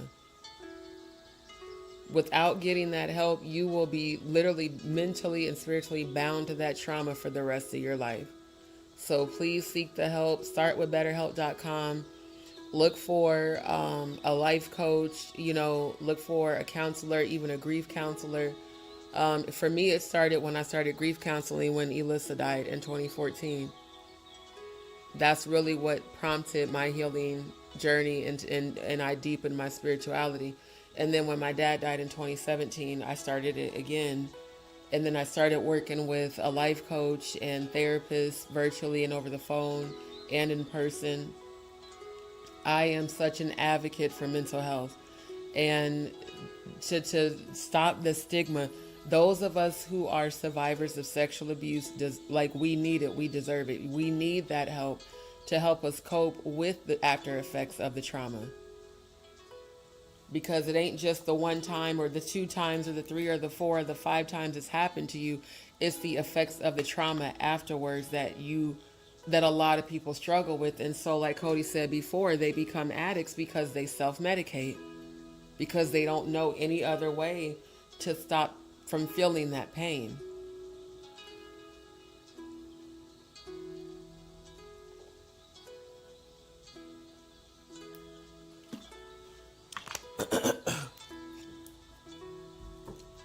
Oh, how I love ice cold water. So Again, anybody listening to this live, if you just joined, don't forget to like, share, and subscribe, and hit the notification bell and set it to all. But do know that this is a safe platform, and you will receive healing here. And you will receive love here. The thing that I love about my DzPeepz, and shout out to all my DzPeepz that are listening right now from Rumble and from Twitch and YouTube, because everybody here will make you feel loved and make you feel welcome. We really are a family here, and this is a safe place for all survivors to come and receive healing and receive support. So, again, Jonathan, we support you here. I commend you. You know, keep speaking your truth and keep working on your healing. And just know that your voice is very powerful. And I really believe it's going to open up a lot of doors for other survivors to finally have the courage to be like, you know what? I'm going to speak out. I'm going to speak up and speak out. I'm going to speak my truth, and I'm going to go for my healing, and I'm going to go for my justice. I feel like this will start a positive trend that will get people to keep coming out and keep speaking their truth.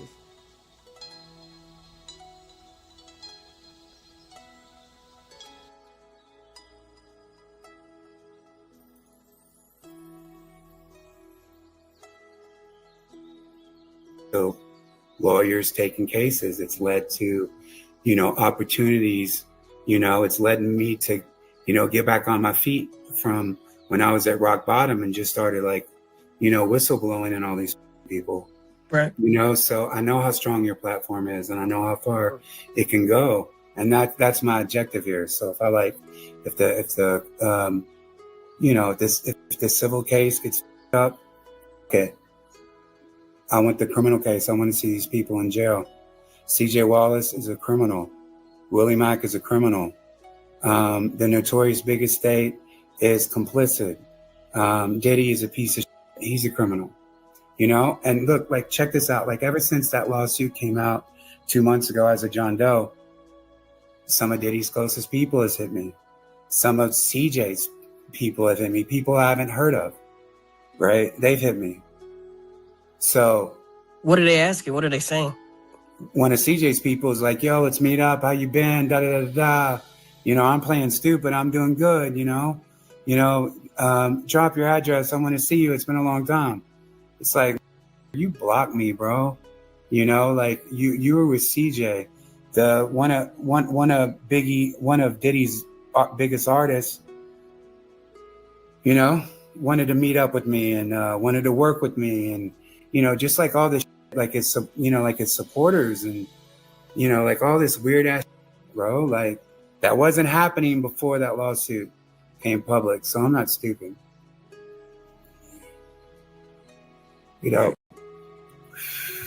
I know you've been paying attention to the trial and everything, and Diddy's coming out, they're saying that in the courtroom he's sorry, and he has remorse. Do you believe any of that, or no?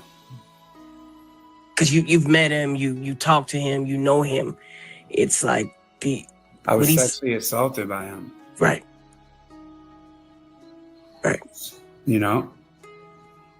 And listen to this. When that lawsuit came out, my girl, man, we've been together 5 years.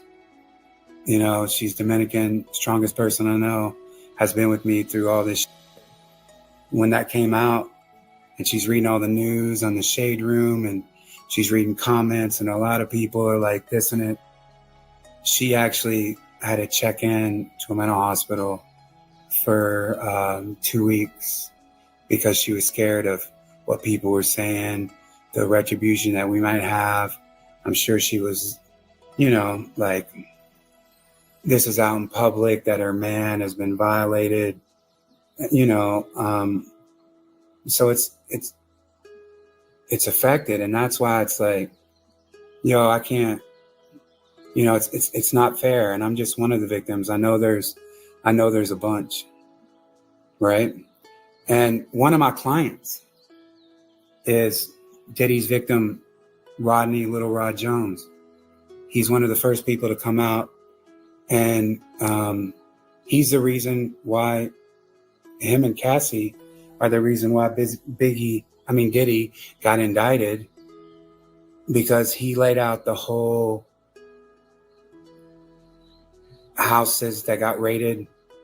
He was sexually assaulted by Diddy. He doesn't even know this. So the whole time I've been working with him, you know, we did an interview with Benny Johnson. We did an interview with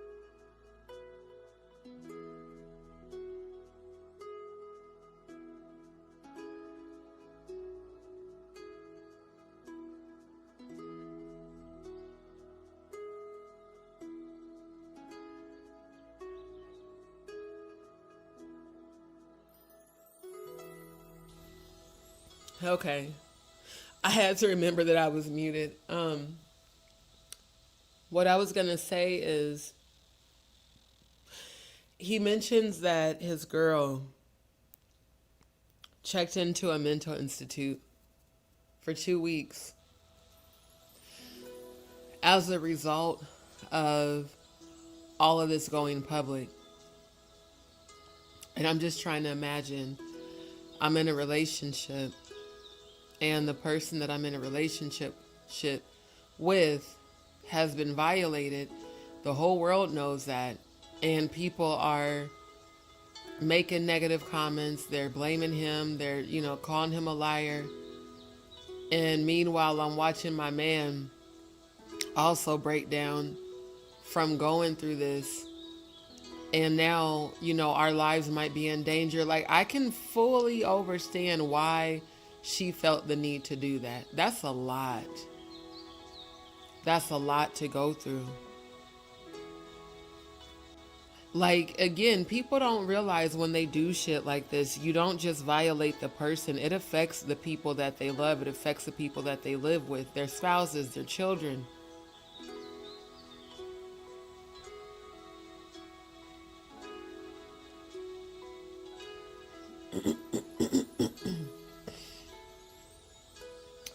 I also don't think they think about their own children when they do this to other people.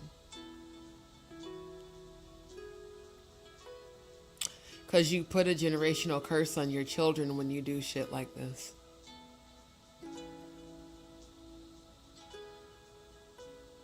I can't wait to see CJ get locked up. I'm going to be honest. I will literally celebrate the day I see him get locked up. Because this is just all types of fucked up. It really is. It's all types of fucked up. There's nothing he could ever say to justify him, nor Diddy, but him especially. Because, again, if all of this is true, then yeah, you went to great lengths to set this man up. And why? What did Jonathan Hay do to you for you to go to great lengths to set him up like this?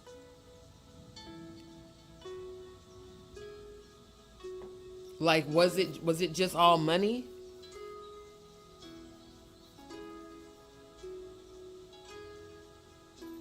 I just, I thank God so much that I never got in the music industry when I wanted to when I was younger. Because seeing all this shit now is just like, God damn. It's supposed to be about artistry, music, But more and more, it just seems like it's just full of bullshit. And people covering for each other, that's what's even more fucked up.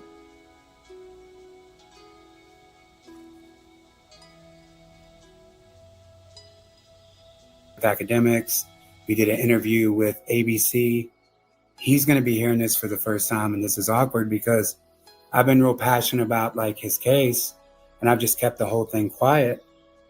That he doesn't know that I'm also a victim, and this is one of my closest people, right? That I talk to every day. I haven't, it's been like, it's just been something that's eaten alive. I was asked to be a part of the 50 Cent documentary. I didn't do it. I didn't do it because it would have compromised, being the John Doe. So I've been quiet. I've done all this stuff, but there's no cops calling me back. There's no LAPD contacting me. There's no detectives, asking me questions, about the case. There's none of that going on. So it's like, okay, being quiet for what?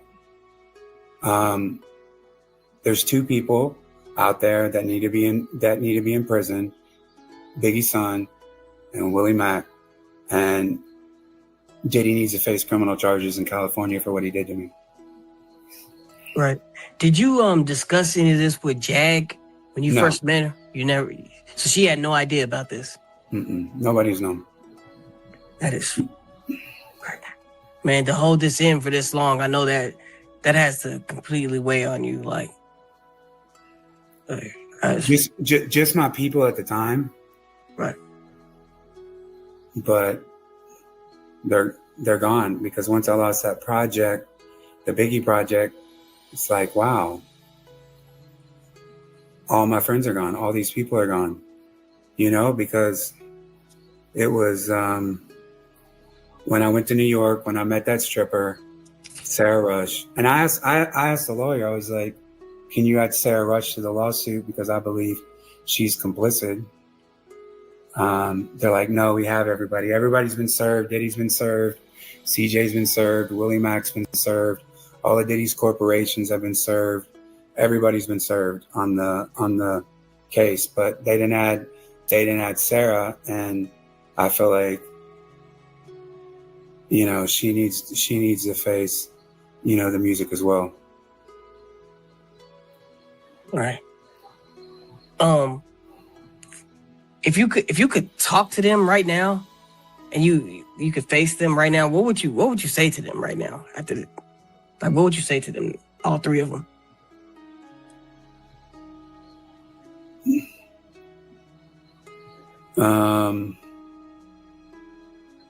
If I saw CJ, I mean, I would want to fight. Like I told you, he knows what I went through. And he's going to be a part to make that happen, right? And Willie, fuck Diddy, fuck all of them. That's what I would say. Fuck all you guys. I'll never forgive any of those people. And you know what? Like after the lawsuit break, I know it's your people, but like Gene Deal, like he went on the Art of Dialogue, and he's talking about my lawsuit, and he was like, "Oh, this is some, they're just going after CJ's money, because see, the Biggie estate, after Voletta died earlier this year, CJ Wallace and Faith Evans and CJ's sister, the three remaining members of the Biggie estate, they sell 50% of Biggie's catalog to Primary Wave Music. And CJ's like, oh, bro, that's just people trying to get money from CJ.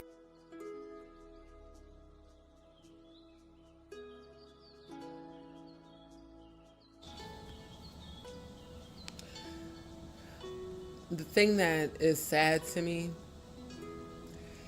and I get it, I totally get it, Jonathan, but to hear him say, I'll never forgive those people, I don't blame him for feeling like that. I just want to encourage you to forgive them for you. Forgive them to set yourself free, but don't forget what they did. Because if you don't forgive them, then honestly, it just continues to affect you. It'll continue to affect your health, your mental health, your peace. And I understand that it even takes time. Because honestly, not forgiving them also still gives them power over you. It keeps you in that state. It keeps you in that state of the resentment and the anger. And technically, in that moment, they do still have power over you. So I want to just encourage you to work on the forgiveness just on the inside. You ain't got to say nothing to them, but just, I want to encourage you that along your healing, that you can get to a place of, I absolutely hate what they did to me. but I forgive them because I don't want to give them power over me. You forgive them for you, not for them. And then still go after their asses, you know, still have them locked up, still pursue the criminal charges, all of that, because all of that is warranted. And it needs to happen. I feel like the same way these people have violated so many people, they need to be made examples of. That just because you have certain connections or a certain amount of money doesn't mean you can just keep getting away with hurting people, damaging people, violating people because you can, you know, have other people that'll cover for you or look out for you or have participated. If you speak up and speak out, that's the best way to get justice going. Because again, even with the connections that they have, if enough people come forward together, enough people start ringing the alarm, eventually all of these motherfuckers involved in this shit will get taken down. Not just celebrities, not just Diddy, not just Jay-Z, not just Drake, not just Oprah, not just Ellen, not just LeBron. All these people who have been accused. It's so many more people who are everyday people doing this to other people. This is bigger than even just like their song said, bigger than hip hop. It's bigger than the music industry. It's bigger than the entertainment industry. This goes on in everyday world. This goes on in our world in everyday living.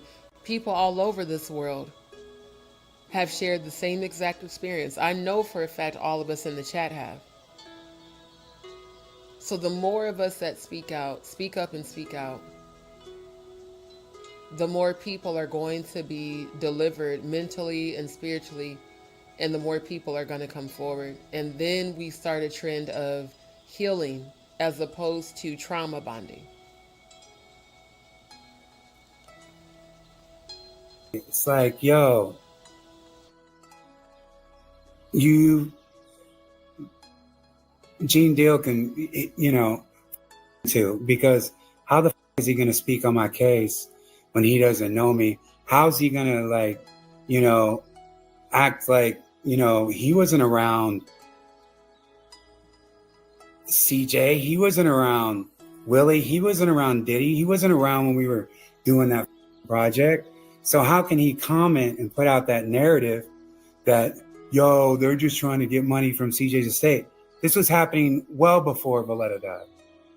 This was happening before we even knew that they'd sell for $200 million.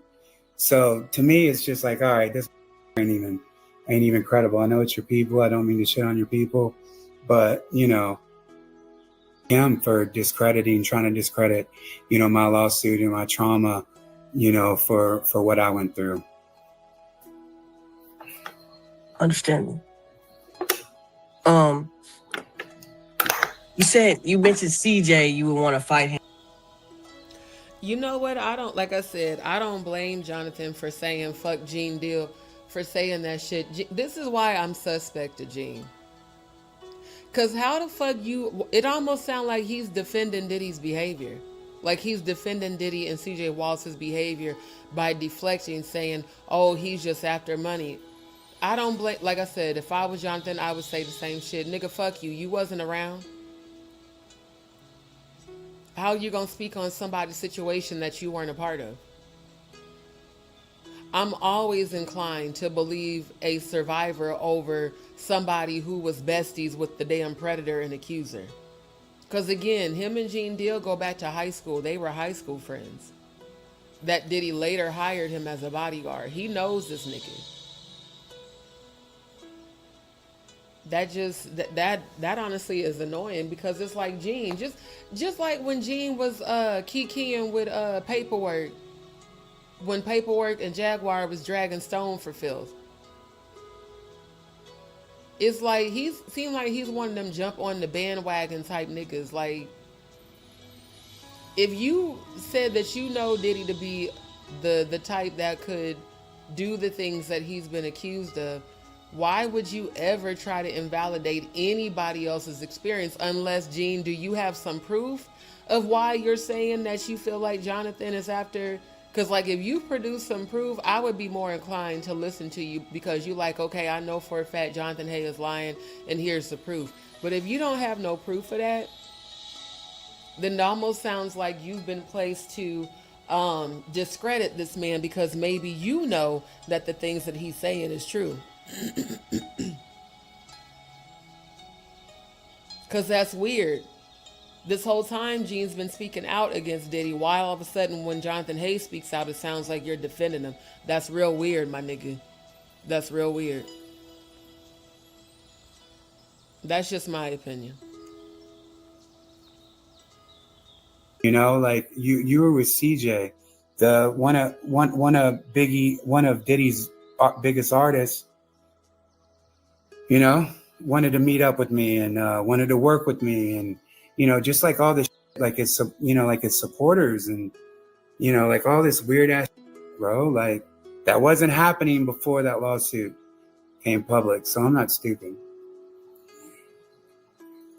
You know.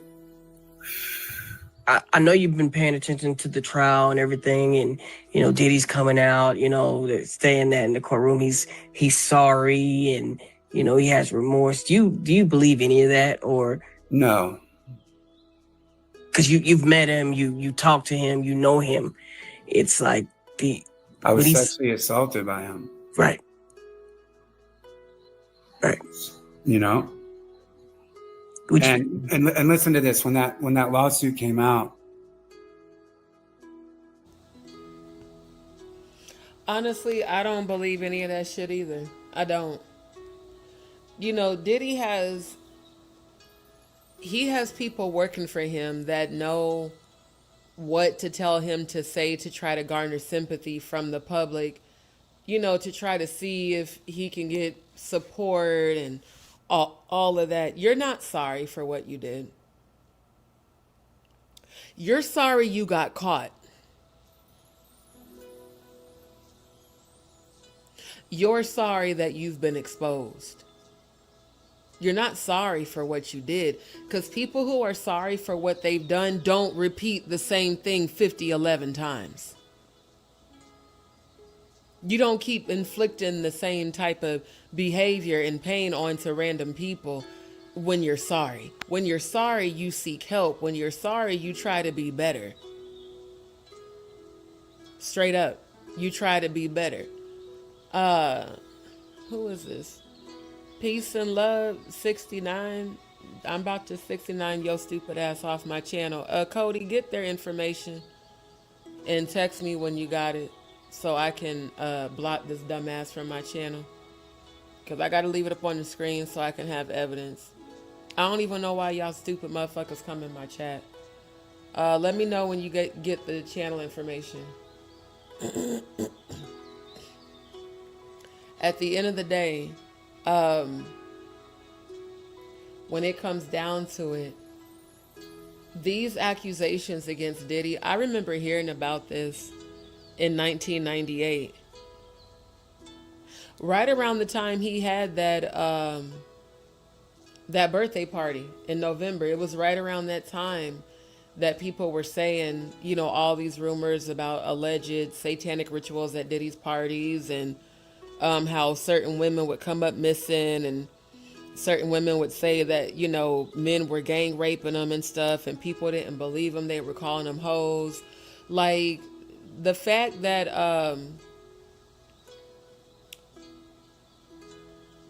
okay, I got it, because I have to have it on Do Not Disturb when I'm on live. I just banned him. Thank you for catching that. Because y'all know we don't allow that bullshit here. Like, I don't know why you trolls do it every time, but all you're going to do is get reported, blocked, and banned. And I'm going to keep it pushing.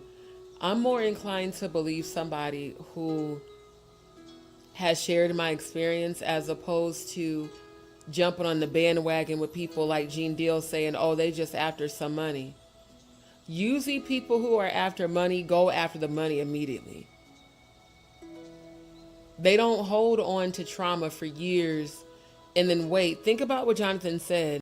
He waited until Diddy got arrested because then he knew he was safe.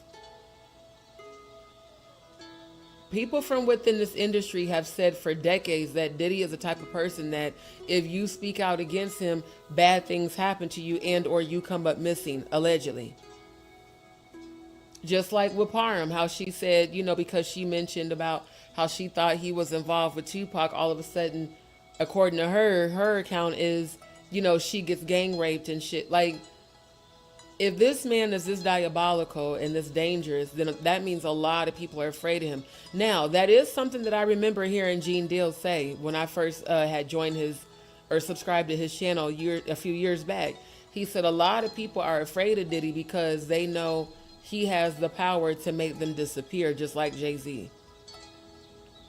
So if people in the industry are afraid of these two men specifically, of course they're not going to speak out against them, and especially if they have signed NDAs. But when it comes to a criminal offense, an NDA is no longer valid. People that are after money, again, are going to go after it immediately.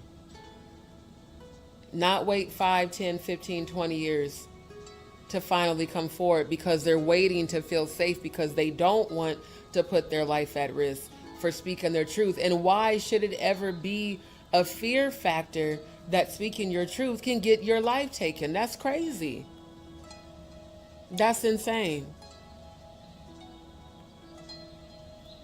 People should be able to speak their truth without fear of possibly coming up missing because they've witnessed that allegedly happen to other people.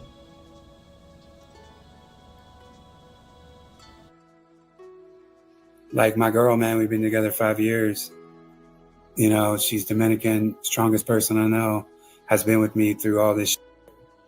When that came out and she's reading all the news on the Shade Room and she's reading comments and a lot of people are like this and it, she actually had to check in to a mental hospital for 2 weeks because she was scared of what people were saying, the retribution that we might have. I'm sure she was, you know, like, this is out in public that her man is.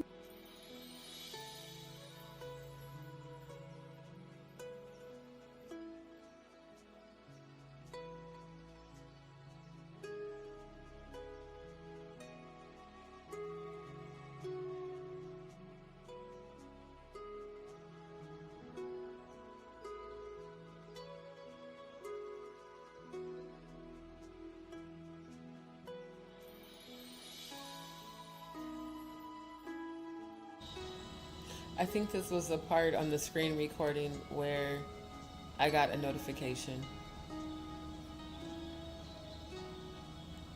Cause yeah.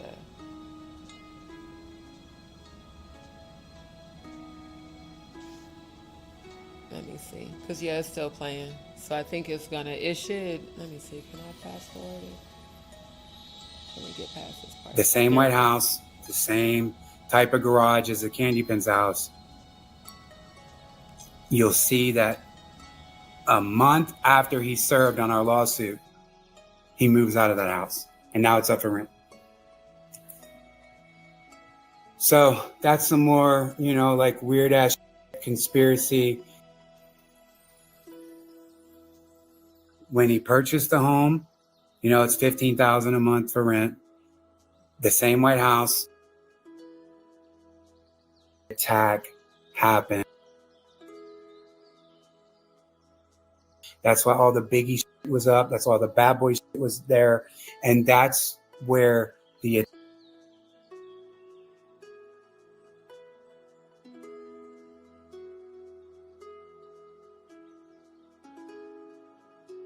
you can look at on CJ Wallace service papers. And that's CJ's house. The attack happened at CJ's house, and it's an all-white house with the same garages as the Candy Pin's house where he did the interview. It's the same. So CJ took me to his house. That's why all the Biggie shit was up. That's why all the Bad Boy shit was there. And that's where the attack happened with Diddy at CJ Wallace's house. Now here's a bugged out thing. CJ was served in August. Wait, June. He was served in July. A month later, he puts his house up for rent. He had lived there 5 years. A month after he gets served, if you go look at his address, you'll see on Zillow when he purchased the home, you know, it's $15,000 a month for rent. The same white house, the same type of garage as the Candy Pin's house. You'll see that a month after he served on our lawsuit, he moves out of that house, and now it's up for rent. So that's some more, you know, like weird ass conspiracy. Maybe that means nothing, but I don't know how you get served and then, you know, you're moving out of this house a month later. Where the attack happened, and he knows where the attack happened. He was there. So,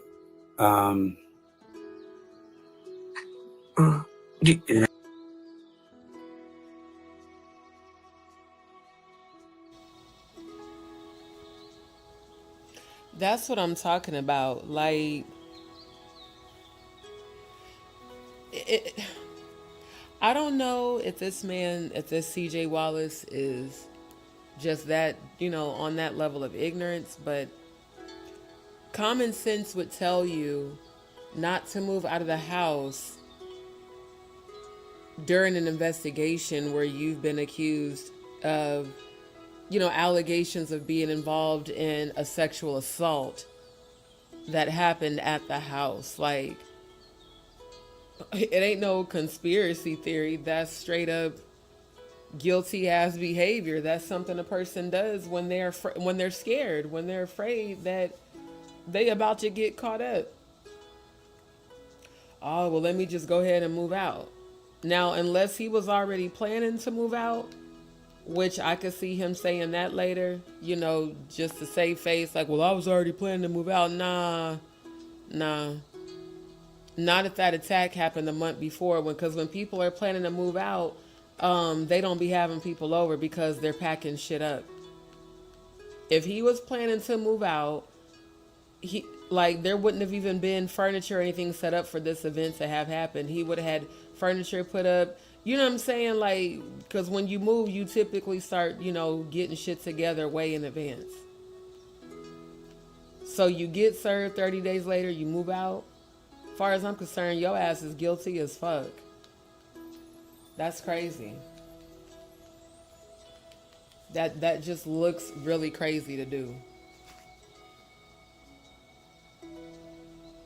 Has CJ ever spoke on Diddy since this happened? Has he ever came out and said anything about Diddy? no, he hasn't. So he's like real crafty, right?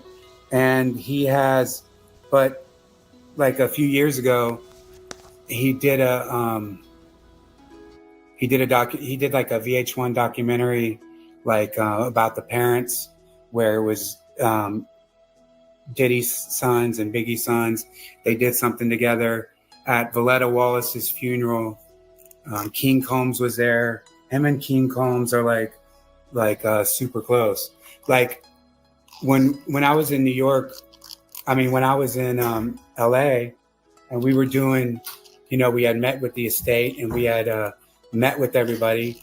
We went over to my distributor, which is Fat Beat Records in LA, and King Combs pulls up and he just stays in his car and he's waiting outside of Fat Beats, right? And he at the house that I rented, he came there. Diddy came there. The very first house, Diddy stopped by, and so he's been super close with the kids. They were just at his grandmother's funeral earlier this year. But he hasn't said anything about Diddy. He still follows him on Instagram. They still follow each other. Right. Because see, Valletta Wallace hated Diddy. And so there was always this like conflict when we were doing the project, because CJ was so close to Diddy and his kids. But Valletta looked at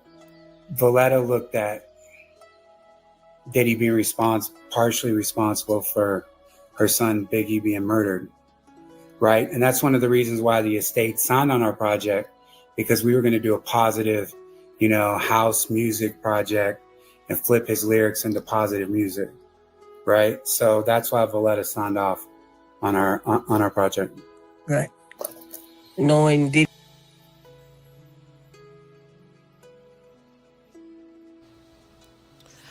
All right, family, I'm gonna have to end the live because my phone is not holding a charge. Again, I don't know what's going on with it. It's been on the charger and it's probably about to cut off. So I'm gonna do a part 3 tomorrow. Unless I can get it to charge up in like the next hour, then I'll come back and finish it tonight. But right now I need to end the live before my phone powers off, because I just looked at it. I'm like, I don't know why it keeps doing this. I probably just need to get a new phone. But anyways, y'all come back tomorrow. For those that have tuned in for the first time, again, thank you for tuning in and welcome to D's World. Do not forget to hit that notification bell. Don't forget to like, share, and subscribe. Let me just see how it does after I end it. If it charges up in like 30 minutes, then I'll come back. If not, then I'll be back tomorrow. So I appreciate y'all for tuning in, and just stay tuned. If I come back, you'll get the notification. It'll pop up.